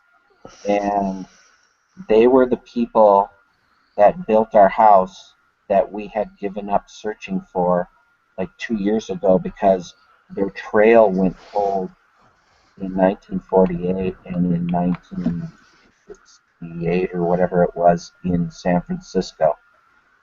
And it turns out Edna C. Brassey's maiden name was Edna C. Fridley. And that was the Fridley Monument that was named after, that they named after her grandpa. They named a suburb of the Minneapolis St. Paul, Fridley, after him. And he was the person that introduced the right for women to vote for the first time into the Minnesota State Legislature. And she was his granddaughter. And so it's not a ghost story, but we ended up, out of literally 10,000 graves, standing on her and his grave for no reason. That's Just a true story. wonderful coincidence. Oh, I know. Or I mean, not. it's not a ghost story, but the odds are in the billions. So Well, that the actually happened. There's no other funky thing. We didn't know that. We had no idea. We thought she was buried in San Francisco, and we had no idea what happened to him. yeah. Um. So not that we have to keep talking about ghost stories, but one of I love hearing a good ghost story, like a good spinner of a yarn. I like those. But the a buddy of mine, I went to a different college than he did, but he was in a writing class or whatever, and I'm not gonna I probably can't do the story justice because my buddy does it a lot better. But basically, this guy got up there, and this is he was like 20. And this guy was 25, 26, and just whatever. He was just going to college a little later or what have you. And they had to do like some sort of creative writing as to why are you in college kind of thing. And then he said I'm in college because I have a wife and I have kids and I don't want to rent anymore. And that was like his opening. That like the catch. And so he went on and told the story where he married his high school sweetheart when they were 18 because she got her pregnant, and then over the course of the next 4 years they had 2 more kids. They had 3 kids, and he was working a night job and his wife worked during the days, and so they just bad timing, but they're just trying to make a go for it, but they couldn't afford a house, but they were renting a house, and they had found this house and to rent cheap, relatively cheap for a larger house, and he always worked during the nights or whatever, and so the one thing that always bothered him about his house was that no matter what he did, he liked the house because he actually had an office. He had one room on the top. There was 2-story house and a basement, and he had a room in his office, and he actually had a room there that was his. And so he could just be in there and for solitude and do it as whatever, and listen to the radio he talked about, but the door would always open. He'd close it. You know how the little thing, you'd hear the click. The door would be closed, and he would come home and the door would be open, and he'd ask all his kids, I told you, don't go in the room, don't go in the room, don't go in the room. And they said, we didn't go in the room. And he asked his wife, did you go up there for anything? No, you're crazy. But he'd always come and it was always open, just open a little crack, and so then he got annoyed, and so one weekend he went and he got he replaced the apparatus on the door. He was thinking maybe it was loose or something, and then but it kept being open and open and open and open, and it was just driving him crazy. And so finally, he got a lock because he didn't have a lock. He got a lock, and he would lock the door. And his wife said he was nuts, but sure enough, the door would be open. And he eventually just said, "Okay, his family's just messing with him." He was like, "Fine, whatever, ha ha ha, you're messing with me," and he just gave up on the door. So one night though, he was he didn't have to work for whatever reason, and he was just real rarity. So he was lying on the couch, in the living room downstairs. He was half awake, half asleep. And in the backyard there was a sliding glass window, and there was like this short deck, not like a tall one, just a short deck, like maybe a 2 foot, wood, and then in the backyard. And so he he had this, and he was just lying there, and all of a sudden he heard basically somebody that he described it as somebody purposely stomping as loud as they could, running across the wooden deck in the backyard. And so he got up and he went to the back door and he flipped on the lights and he opened up the window and he's looking outside and he can't see anything out there. And he turns around and his wife's looking at him and she's just laughing, and he's like, "What?" He's like, "Oh, you never been home for the neighbors." And he's like, "What are you talking about?" He's like, "Oh, somebody just uses our backyard and just runs through, every once in a while. Just they're going somewhere and they just, it's easier, because he had hedges around his backyard, but it was it was just must be quicker for somebody that lives close by just to run through their backyard." And so, but he was like, "Well, why don't they just run through the grass?" And she's like, "Well, I'm sure they do sometimes, but I mean, they just sometimes just go across the deck. Maybe it's funny." And he's just like, "Well, that's really annoying." He's like, "Haven't you ever seen who does this?" She's like, "No, it's always when I'm not, it's just it's usually later at night, and I don't even get up for it anymore." And so then he was like, "Why didn't you ever tell me about this?" And she's like, "Well, it's just why would I? It's just, it doesn't bother me." And so, but then this guy was just really annoyed by it. And so he made sure, he's just so then he installed lights out there, better lights, and he would leave them on at night, and he's just like, "I want you to catch who's doing this and tell them not to go through our yard." And so then he would start making sure that he would sleep downstairs if he was home at night, and and it happened every once in a while, he'd hear somebody running across the deck, and it was always when he wasn't looking. He'd kind of just hang out in the kitchen and look out the window late at night and just making sure nobody's being.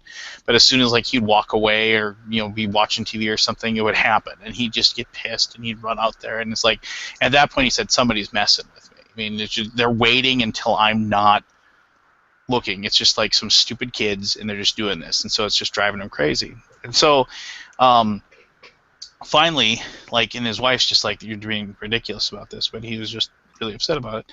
And so finally he decided he was going to just turn off all the lights, and he was just going to, it was a warm summer night, "I'm just going to go into the backyard and I'm going to sit there." And he was going to hide in the hedges, and he was just going to sit there, and he was going to wait, and he was going to and he had a flashlight and everything like that, and as soon as he heard it, he was going to be outside, and he'd catch whoever was doing it, and he was just going to give him a piece of his mind. And and of course his wife thought he was nuts, but he was like, "No, I'm going to do this. I'm going to catch him." And so, and he did it a couple of nights, and nobody ever came. He would just sit outside for 3-4 hours and just kind of sit around and drink a beer or two and just wait, and nobody ever showed up.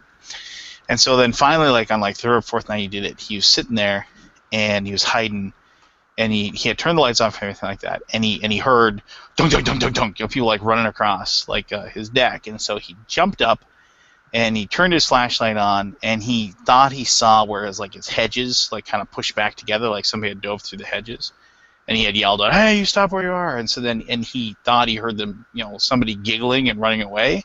And so he kind of dove through the hedges and he started chasing, and this is in a rural area, and so he's running through backyards, he thinks, and all these things, and there's kind of a little wooded area behind his house, and he's running through that, and he wore glasses, and at some point he tripped and he fell over and he dropped his glasses fell off his face, and he dropped his flashlight, and he heard whoever it was running off, and he was pissed, and he thought that was his one chance to catch him. And he went and he went and found found the flashlight, and then he used the flashlight, and he was able to find his glasses finally, and he put the glasses on, and then he looked down and he realized there was a trail, people had walked the trail enough times that there was a trail through this little woods or whatever. And so he took the flashlight out, and he walked and he followed this trail, and then the trail ended. And then he kind of looked up to where he was, and he realized he was in the back of a graveyard. And he just kind of looked around, and he kind of looked everywhere, and then he went back, and he just kind of things clicked together as far as spooky stuff that happened in his house. And he said So now I'm going back to school so I can make enough money so I can buy a house and I can move out of my haunted rental house on the outskirts of town. But it was just kind of like, yeah, just so who knows? Just probably still some crazy kids just racing out to get drunk at the place, whatever. But Instead of a hand, he had a hook. yeah, exactly, right. But but like, yeah, he said it was like, yeah, the guy told the story, and it was like you could have heard a pin drop. It was just like just Yeah. super spooky Well, and scary. we used to play in cemeteries when we were at night, when we were kids, and in college even. But never did any damage. We would go in at night. We would watch Dawn of the Dead. Uh, the George Romero. Yeah, Dawn of the classic. Dead. And then afterwards, then we would all go out and walk into the cemetery, hang out at night. And just spook yourself. Yeah, just kind of hang around. It was 1980. I don't need to go into any more detail than that. But um, especially the one in the southern part of Fargo. I can't remember the name of it. You would know it. Nobody else on this video. Are you talking about the one over by once again by Lindenwood by the river? Right by the river. It was just south of I-94. Yep, I know exactly which one you're talking about. Yep. If it's so close to like the river and like late at night, you will catch deer crossing that road, 5th Street South, in Fargo. Like if you drive too quick, you could about one person every couple of years runs into a deer on that road. Oh. Just because the deer follow the river into town. Yeah. And then they leave before the night's over. But yeah, if you and I used to deliver. There was a Happy Joe's, which is a pizza place that if you're in the Upper Midwest, you know what Happy Joe's is. I used to deliver pizzas for them, and I'd take that road all the time because it was quicker and there was no cops ever. So you drive a little faster. And I would see deer along that road all the time when I was younger. Not to bring everybody down, but when I was 18, one of my best gaming friends my entire life, my friend Mike, passed away from cancer when he was 18. He's buried in that graveyard. Actually, I go there every once in a while and pay my respects. But yeah, it's I can't remember the name of the graveyard offhand. I can't recall it. I suppose I can look it up. But yeah, graveyards are spooky places. Just if you even if you don't believe in people rising from their crypts, if you will, and coming to claim vengeance. So to answer your third question, yeah, because this is actually me answering your third question. Yes. It was Rick's laughing. Yeah. Only took 45 minutes. You shush. Yeah, Barry, are you okay? I'm fine. To answer your third question, it was I'd be very curious to on the whole Roswell thing. So I know that doesn't exactly answer your question of something I believe, but I'm just actually curious about what really transpired there. So I wish I could just be a fly on the wall to see what this whole thing has, spun. It's obviously a tale that's larger than me and will outlive me. But what's going on with Area 51 and the whole Roswell thing? I'd love to know. I don't know that I believe the story, but it would be interesting to be able to just talk to someone that was there, like, and find out what really happened. My guess is a plane crashed or something, and it's been spun. Well, the one that everybody says is most likely, but then also people also say that it's because it's the government's trying to force feed us the idea, is that there was at the time a top secret high altitude balloon project that was going on, Right. where they would send these big giant silvery, weather balloon basically up into the upper levels of the atmosphere, and they had these boxes on them that were used full of equipment or whatever. That if you saw it as a person in the 1950s, you'd say, "What is this stuff?" That was used to test whether or not A-bombs. A-bombs were being tested, and they'd catch like the impulses from them.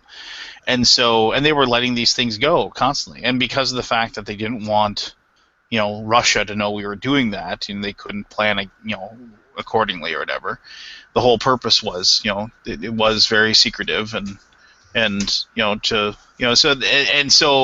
the idea is that one of these, came back down to Earth, and some farmer found it, and for what he found, it looked otherworldly, so it's yeah. I mean, From go what ahead. I read, they were using a toy manufacturer. They were subletting this out to a toy manufacturer, and they used a purple ribbon or something from one of their toy lines, and that's what people think are the hieroglyphs from aliens. Yeah, it's like some sort of like purple ribbon tape, or whatever, that have these weird dots and stuff on them, so they think that's it's I don't know. Well, you guys know more about it than I do. You just if you read into it, you can definitely ruin. I've said this before on the show. It's like when you're young, you buy into that stuff. You buy into the Loch Ness monster, and you buy into the abominable snowman, all stuff, because it's easy to believe in it. And also, if you look at the books when they're written, they're not written really objectively. They're written by people that totally 100% buy into the idea, and so they definitely do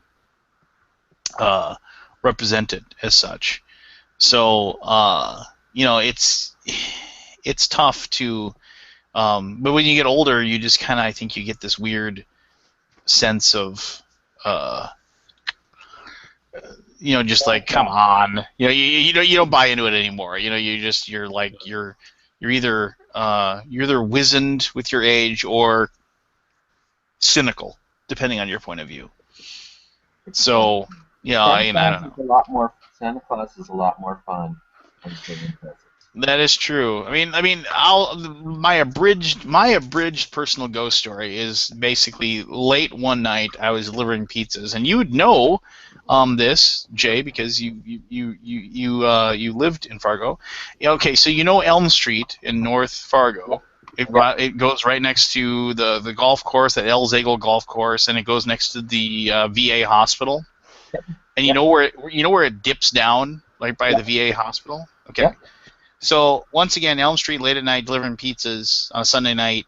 You can drive a little faster on Elm because there's never any cops. And so I'm driving my Chevy Nova, and I'm delivering a pizza. I'm heading south from the north side of Happy Joe's, and I'm heading south, and I drive down, and I'm in that little dip, and I'm going, a good 45, 50 miles an hour in a 25. And I'm tired. It's late. I'm the closing driver. And to this day, I can still see this perfectly in my eyes. If I close my eyes, I can picture them. But on the right-hand side of the road, right before I start climbing back up out of this big kind of weird dip or whatever. And this is, and by dip, I mean it isn't just down and up. It's you go down and you kind of go on this kind of curvy road for about maybe 100 yards, and then it goes back up. And so I go down, I go for about 100 yards, and just before I start going back up, my headlights catch this woman, older, looks maybe late 50s, early 60s, and she's got her hand up and she's waving me down. And there's an old man, and she's got her other hand is behind her. And there's an old man on one knee, clutching his chest with one hand and holding her hand with the other. And I can see them as clear as day. I mean, it's literally I'm my headlights actually oh my God. And I start going back up, and I get to the top, and I brake, I turn around, I come back down. They're nowhere. No people, no car, no nothing. Anywhere. and I'm just like, and I'm just sitting there, and I'm like, I turn the brights on, and I do like, I'm just doing like, I'm doing circles on my thing, and I can't see anybody anywhere, and to this day, I don't know what I saw. Just Weird. yeah, late at night, did I mean, because it literally took me 5 seconds to turn around, not even. I mean, I was like, as the kids say, I hung a shitty, and turn my car around, and because I thought, oh my God, they're trying to get to the hospital or something, because the VA hospital is kind of close by. It's like, and I was like, and I'm already thinking about how I'm going to jump out of the car and I'm going to throw this guy into my car and I'm going to throw her in the back and I'm going to drive like a bat out of hell to get to the hospital. I'm already like thinking about how I'm going to do that. And I turn around, yeah, it's just nothing, nowhere. I have to add, instead of a hand, he had a hook. Yeah, he had a hook in his other hand. And then when I got back into the car, they were in the back seat. Just like, and of course, the rational mind, my rational mind tells me it was late. I was tired. Who knows what I was thinking about? Did I see a movie recently? Did I read a book recently that had something like that going on? And it's the corner of my eye, it's shadows, it's the headlight, it's the speed I was going, and your mind fills in the blanks of stuff that it doesn't understand. Yeah. So, because not that it's trying to fool you, but it just says, what else have we seen that was like this? Okay, well, figure it out, Well, have you ever watched Brain Games? Yeah, exactly. Yeah, it's that same thing. I mean, it's amazing what your mind can fill in. Well, it's like, I'm sure a lot of you have seen this, but I mean, I don't want to ruin this, but you know what? Fine, whatever. You can just play the prank on other people. So if you go onto YouTube and you just type in, like basketball gorilla. Yeah. There's this YouTube video, and if you haven't seen it, it's fascinating. And I'm going to tell you that I can tell you the trick behind it, but you're not. Basically, like there's like this group of people that are all wearing like red and white is usually the colors of their shirts, and they have a basketball, and they're passing it back and forth over and over again. And they say, we're going to show you a group of people, and they're going to be passing the basketball back together. Count how many times a person in a red shirt holds the ball, and they ask you to do it, and then you get done with it, and then they're like, okay, it was like 15, and then it comes back and it says, did you count 15? Great. Did you see the gorilla? And you're like, gorilla? What are you talking about? And then you actually show it again, and a guy in a gorilla suit walks straight out into the middle of them. And literally, like he just walks out. He's just waltzing through. Yeah, it's not like he ran through. And then he stands right in front of me and goes, "Rawr." And then he turns around and he just walks to the rest. And it's just like anybody, if you're not looking for it, because you're so clued in on seeing that guy, the people in red touching the basketball, you don't even notice the that going on. And it's crazy. I love making people watch that video, and they're just like. And they say, "Holy cow! Really? I missed the gorilla." Yeah, you do. It is bizarre how you can miss the guy in the gorilla suit. I've done that one 3-4 times, and it's just, how can you miss this guy in the gorilla suit? Yeah, but you're counting the ball. Yeah, and you're not looking at anything but that silly basketball going back and forth, which is fine. It's cool, but if you look close though at the guy with the gorilla suit.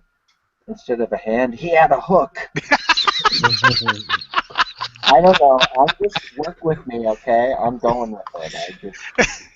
Well, I mean, there was a publishing company that was a sub publishing company of DC Comics. It was called Paradox Press, and they came up with all these books called The Big Book of Blank.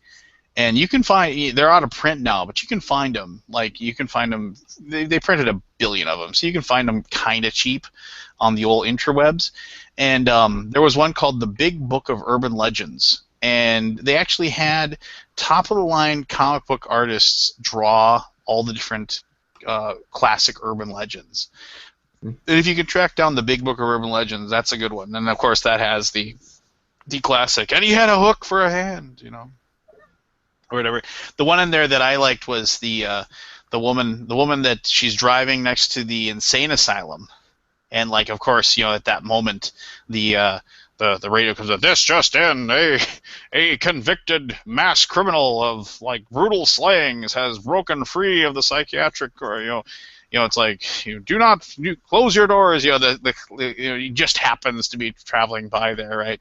And of course at that moment her her tire gets a flat, and so she doesn't want to be stuck out there in the middle of nowhere with his own religion. So she jumps out and she's trying to like remove the wheel and change the flat, and then she hears as she's getting the one off, like she like something startles her and she loses the nuts, like and the nuts or whatever, and she's like, oh my god, she's like, and she has um she has the spare, and she doesn't know what to do. And of course at that moment, like the crazed man wearing the asylum outfit comes walking out, and she's like looking at him, and he like walks over to her, and he gets like 5 feet away, and he just looks at her and he goes, if you want to get out of here, remove one nut from each of the other tires and put it on. It should work until you get to the gas station. And then he turns around and walks back into the woods and leaves her alone. This is in a book? Yeah, well, it's just like they talked about urban legends, and it's like so it just talks about all of these like crazy urban legends that people, a friend of a friend of a friend, like knew this happened to. If you just took a like big book of, it was Paradox Press, and they had a bunch of them, and yeah, the Big Book of Urban Legends was the first one, and then there was like the Big Book of Thugs, the Big Book of Conspiracies, the Big Book of oh man, I can't remember all of them now. But they even did one for like the Big Book of Grimm, which is all the Grimm fairy tales, and the real Grimm fairy tales, where like, and then they chopped the wolf up into a million pieces and used him to to light their fires, just like that kind of stuff. I mean, the Big Book of Vice, the Big Book of Mobsters, it was good stuff. Really good books. It would tell. There's even one called the Big Book of Death, and it was like a talk about just death and what have you, and a very macabre subject, but they treated it really well. Scary stories to tell in the dark. You sound like that. My daughter has those 3 books. Brandon Kemp just mentioned that in the chat book. Those are like this. The scary stories to tell in the dark are like, those are not for kids. Like my daughter has those and she's read them, and those are really, really spooky. Like I mean there's just and they aren't kind either. I mean it's very yeah, they're awful. I remember when I was a kid, and I've looked for this in my parents' house, and I haven't been able to find it, and I would love to find this. I had this old album, and it had a purple cover, if I remember correctly, and it was all of these like horror stories that like spooky stories, and like the Telltale Heart was on there, like somebody like reading the Telltale Heart, and I think if I remember correctly, it was Vincent Price narrating it. Oh yes. Yes. And oh man, I remember I used to listen to that all the time on my little record player in my room. I'm gonna have to Google this now. I had that same album. It was narrated by Vincent Price, and he went through, I mean, a lot of Edgar Allan Poe stuff. It was, I don't remember it being purple, but you're Lance was probably special. right. Huh? Lance was just special. If you look at like the Grimm tales, a lot of them aren't really made for kids. I mean, the original ones, there's rape and there's murder and all sorts of nasty stuff in it. They're written during the Dark Ages. Who were they written for, do you think? I think it was just like a morality thing, to keep people in check. Oh, I found it. It was done in 1975. Oh my gosh! I'm sorry. This is horrible radio, but like it's on YouTube. Somebody uploaded all of them onto YouTube. I remember Vincent Famous Price. ghost stories with scary sounds, 1970. I gotta listen to 1970. these now. Okay, Okay, go ahead. 1970. I'm sorry. 1970 makes more sense than 1975 to me. Just say 1970, and it's been narrated by Vincent Price. Because Go ahead. I'm listening. I loved Vincent Price movies and Hammer films. Hammer Films. Yeah. No, I know exactly what you're talking about.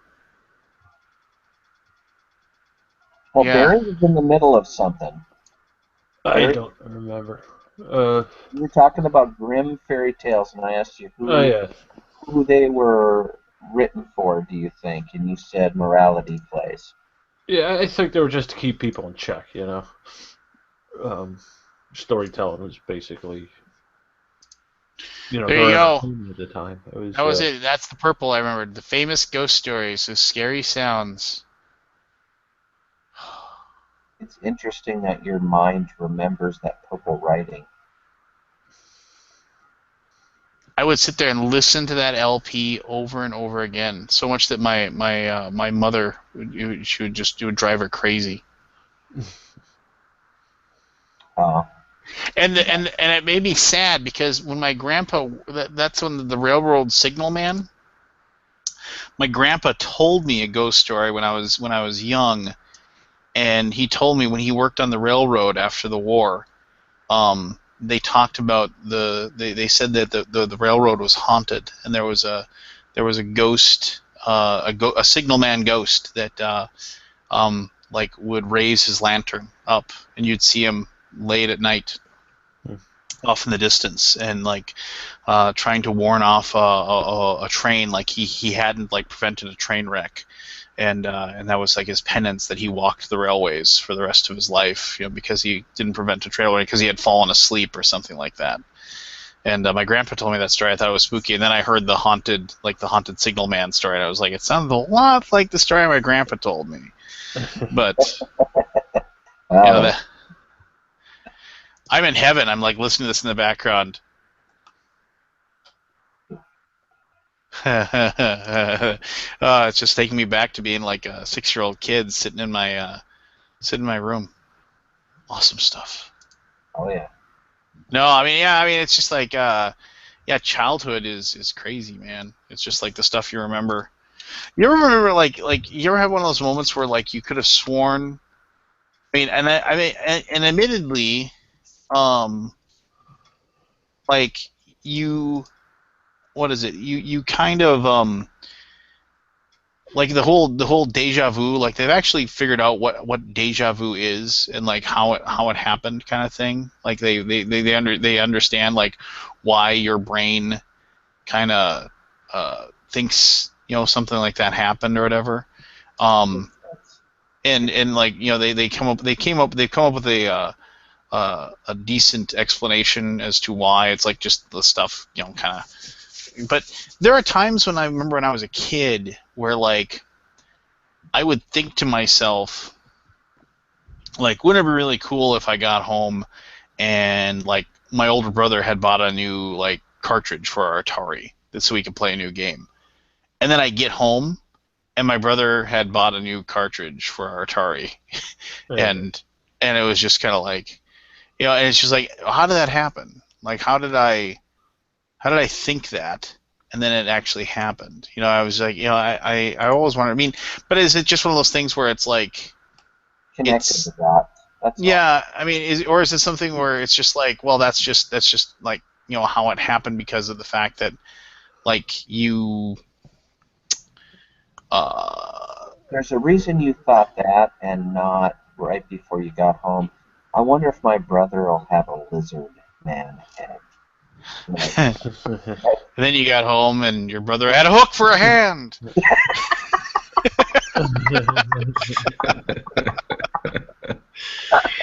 Paul says the clips in the matrix. Instead of, well, it's supposed to be, if you're going to deliver the line, it's instead of a hand, he had a hook.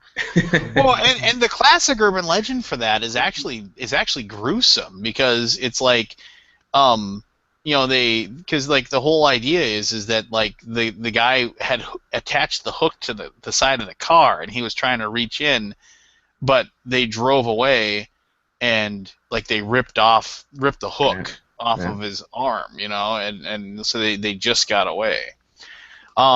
I remember one of like the urban legends that was in that book that like it was like one of those things where it just seemed real enough, was that there was a uh, like this woman driving home or whatever, and all of a sudden this car gets like right behind her, right, and like and she's like, oh my god, and so she's like, tries to like slow down or whatever, and the guy just, like the brights come on, they're honking, and she's getting freaked out because she's in her car by herself. It's like 11 o'clock at night, and this person's just following her, and she's just freaking out. And so they're driving, and like, and every once in a while, like, and then she speeds up, and the car stays right behind her, and she's freaking out, and so like every once in a while, just honk, honk, honk, honk, honk, and his lights are flashing, and she's just, like, oh my god, like somebody's coming after her, they're gonna attack her or whatever. And so she's driving and driving and driving, and then so finally like she gets to her house, and she pulls into the driveway, and then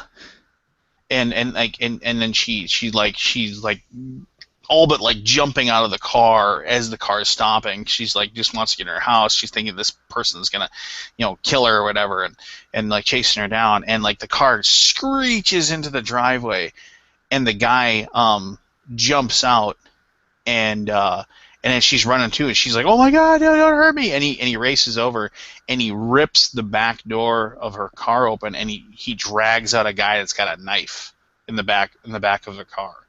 Like the guy had like seen that there's this guy creeping up behind her with a knife, and he was honking the horn and flashing the brights to get the guy to try to hide, and it realized that he knew what was going on. That's one of those like.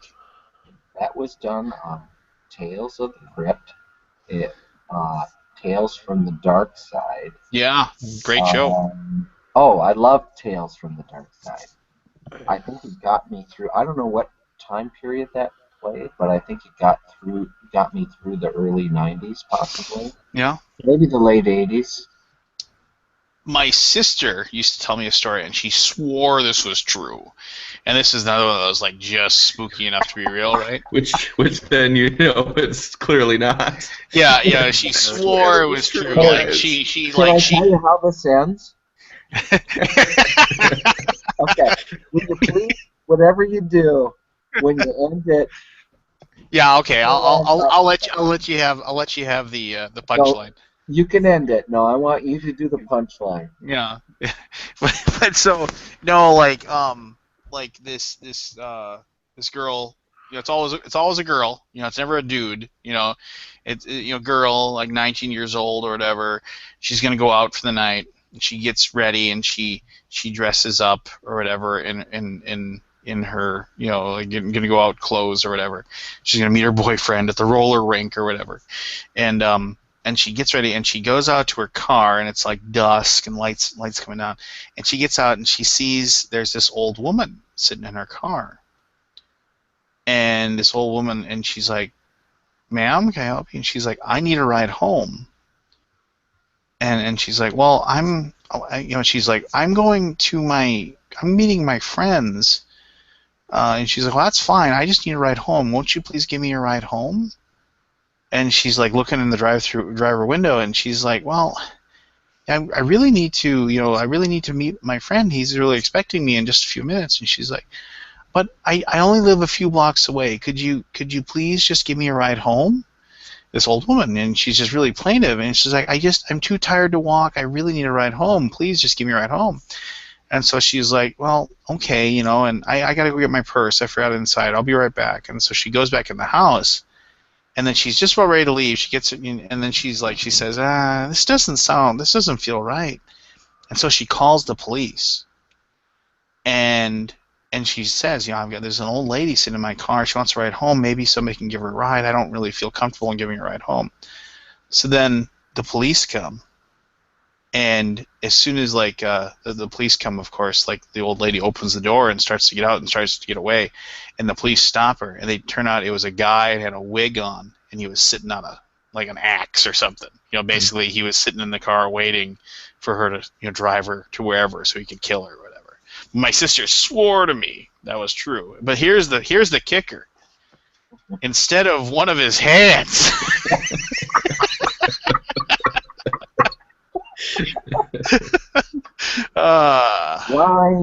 Line. He had a hook. There we go. It's always a hook. They No, never have a hook for a foot, Never. But I yeah, actually no. didn't know it was coming. when you said this is the kicker or whatever you said, you had me at hello. No, it's too bad. Like Me of games. what? I'm sorry. What did you say? I said, which reminds me of games. I Yes. think we started with the 3 questions, and I don't even know where we went from there. Well, if you ever listen to the show, Jay, and this is pretty standard for us. Oh, I have. We don't. This is pretty standard. We circle the drain pretty well. I've listened to the show. Oh well, thank you very much for doing so. I So tell you're listener 11? We found him, Lance. Yeah, we found him. We found him. For one day we hope to have 12. Call this the Ghost Story edition. Well, see, I have always thought like for Halloween, for October, we should do all ghost stories, and like anybody who wants to come on can come on and tell their true life ghost story. Oh, that's a good idea. Yeah, so I think we might do that this year. I mean, just like have that one themed month because I love a good ghost story. I don't believe them. I don't buy into them. My favorite month because of that. Well, it is the month I got married. It's the month my son was born. It's the month my sister was born. It is Halloween, which I love. I love taking my kids out for Halloween. It's so much fun. And plus, it's it's football. October is a great football month. If the Twins are in it, that playoffs are in October. It's been a while. Yeah, it's been a while, but we came close last year. Your Twins hat. Yeah, it's a permanent resident on my melon. So yeah, my Twins hat is about 15 feet that way. Oh, that's cool. See, you can't. This is actually upsetting to me because this brand of Twins hat is the I forget what it's like, the 54 or something like that. It's a new era 54 or whatever. They don't make this one anymore. I would always just buy this one every single time, and they don't make it anymore. So when my wiener dog gets hold of this, and she already got a hold of this once because you can see she's ripped up the back right there. If I take it off, if I've worn it like outside and it's sweaty, and my wiener dog gets a hold of it, she tears it apart to get at the salt in the band. So when that happens, and it inevitably will, I will have to switch to a different brand of Twins cap. But yeah, this is what I wear. Well, it's just yeah. And you gotta wear fitted. Anybody who wears like you can't wear a cap. I have a lucky fishing cap that I wear that has the little band here and the open hole. But yeah. But I don't. I wear that when I go fishing. But this is. You can't turn it around backwards if it's got the plastic. No, you can't. But I have the long hair, so I can put the ponytail to the hole, I suppose, and it helps keep it on. That's why I wear it. That's why it's my fishing cap. So like when I'm when the boat's going fast, the hat doesn't fly off my head. But yeah. And it looks cool. Well, duh. But yeah, just. And instead of a hand. I have a fishing rod. No. Where were we with this? No. Somebody asked a little while ago in the old chat thing, what are our preferences for snacks by the food table, by the gaming table? I personally I'm pretty. I mean, my friends aren't complete klutzes, so I don't really have a problem with it. I've only had like one game ever have anything spilled on it, and that was like it was just a bunch of cards, and we were able to save them. So, I mean, obviously there's certain things that are ridiculous. I'm not gonna like let somebody eat, chicken wings, dripping in buffalo sauce, and then handle a bunch of Dominion cards or something. And it just, but as far as like having a cup or something at the table, I got no problem with that. I mean, it's a game. Well, see, I took an old table. It's a running joke with the game night group. I took an old dining room table, and my wife and I covered it. I don't remember what. There was a top to it, and then we took green felt and stretched it, and then we stapled it. All right. Yeah. Many years ago, and the running rule at our house is anytime nobody's allowed to set any food or drink on it. It's become just a joke, and it's just like I'm never remaking this table. Is the running gag. So it's like we never ever allow anything on the table. Nice. I know everybody has their different rules. I'll turn around. There's actually a prototype game. I don't know if you can even see it. Just keep wandering off somewhere. Yeah, there's no. So that's our house rule anyway. I know everybody has their own house rule. I have a true story. Joke now. I have a true story. So like back when you could still play online poker, a buddy of mine was playing a poker, $10, poker tournament online, and he ended up being one of the two people left, and it was, and the winning prize was like $3,000 or $4,000. Anyway, so his wife was a doctor, so he didn't really need the money, and so then he asked the guy, the other person, he said, let's just chop the first and second place, combine it, each of us take half. And the other guy agreed. So they both got like a $2,200 payday or whatever it was. So he took that $2,200, and the first thing he did was, this is back when we played poker in like my 1-bedroom apartment. Basically, we played poker in that like 2-3 times a night, all of us. He took the $2,200, and the first thing he did was he bought like a poker table, like a travel poker table. It was heavy as sin, but it unfolded and had legs and whatever. It worked, and so he probably spent way too much money on that. And then he bought a $300 bottle of scotch, and that's how he spent the money. And so then we had because like I said, his wife's a doctor. He didn't really need the money. He just wanted to get something cool. And so he brought it over to my apartment. He set it up, and first night, and so then he pours everybody a glass of this $300 bottle of scotch, which I'm not a big scotch drinker, but I was like, well, when am I going to drink another $300 bottle of scotch? So I'm going to drink this. And one of these guys, as he's drinking it, he knocks over the bottle of the $300 bottle of scotch onto the brand new table. Oh, wow. So not only does he spill a third of the bottle, but he also ruins the table at this exact same moment. And to this day, we just giggle about it. It's like, yeah, I just got this brand new table. Yeah, look at this really expensive bottle of scotch. Oh, just to his credit, the guy was like, oh well, whatever. He was just.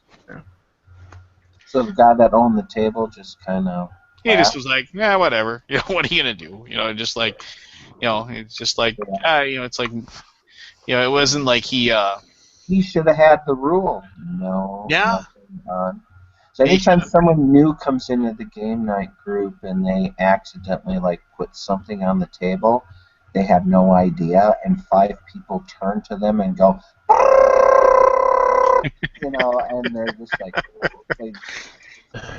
and then everyone's pointing at Rick, right? Yeah. Am I wrong? I've been guilty of it. Yeah. And so there you go. There you go. Yeah, don't put a $300 bottle of scotch on the game table. I think we've all learned a valuable lesson here. Well, And, or at and I least know how this story ends. Right? I think we all know how this story ends. it's like he had trouble. He had a lot of trouble dealing that night because he had a hook for a hand. Instead of a hand, he had a hook. There's an order to that. Yeah, I'm totally okay with snacks and drinks on my table. What? I've only had one incident. Had a couple of guys over. We had our drinks on the table.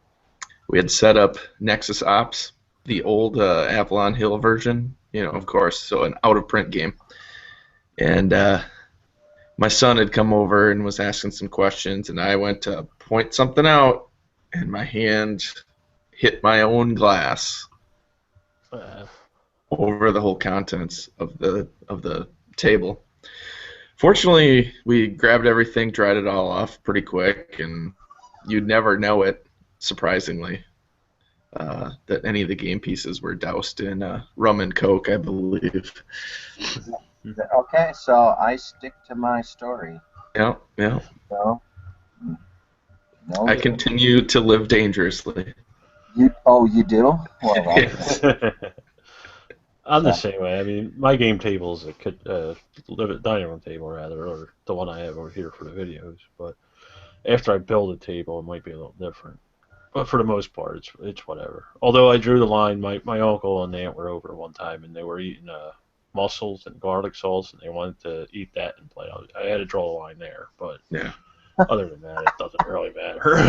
Yeah. Hey, I have never had that happen. That's for sure. Mussels mussels? Did you say mussels? I said mussels. Yeah, it's they didn't realize these games cost $50 or $60, whatever.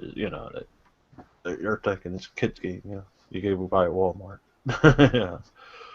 But still, I mean, there's just no, wings and mussels. There's just no good way to eat those and play a card game. Yeah. I think that goes back hundreds of years. I may be making that up right now. Hey, we lost our host. We lost Lance. Good riddance. Good riddance. He's having issues with his router. He's probably rebooting it. He got a new setup and the new router acts funny, he says at times, so he'll be back. He's got to come back. Well, Rick and I are supposed to get up in 5 hours here. Yeah, something like that. So Gary is gonna come back. Yeah, he'll be back in a second. Give him a little bit. Alright, so while he's gone, I guess I'll do the Barry 10. Over the last 6-8 months, something like that, I've noticed that the board gaming industry is getting a lot like the video game industry, whereas they'll push out a game and then come out with a fax to fix a broken rule or something in the game. And not only that, but I've noticed Z-Man's doing this a lot with different, they'll have the same game and they'll have different types of the same game. Pandemic, Cthulhu Realms, or whatever the new one's coming out, and then Pandemic Season 1, and Emerson's got a game. It's the same game, but one's a fantasy version, one's the regular version. I'm curious to what people think about this. I think it's inevitable because they all see what all the other big companies do as far as shelf space, and it's kind of like boxes of cereal on the shelf. Everybody knows Cheerios, so you have 20 different kinds of Cheerios because everybody knows the name. And so now game companies are starting to do that same thing. I think originally they kind of did it with expansions, but now they're being a little more I guess, blatant about it. With the Cthulhu Pandemic, I think, is the biggest example. That thing will sell Yeah. a zillion copies because people like Pandemic, but maybe they didn't care for the theme, so maybe they'll buy it now, and then just all the people that like Cthulhu, they'll throw their money at it too. So it's not surprising. It's a little, I don't care for it, but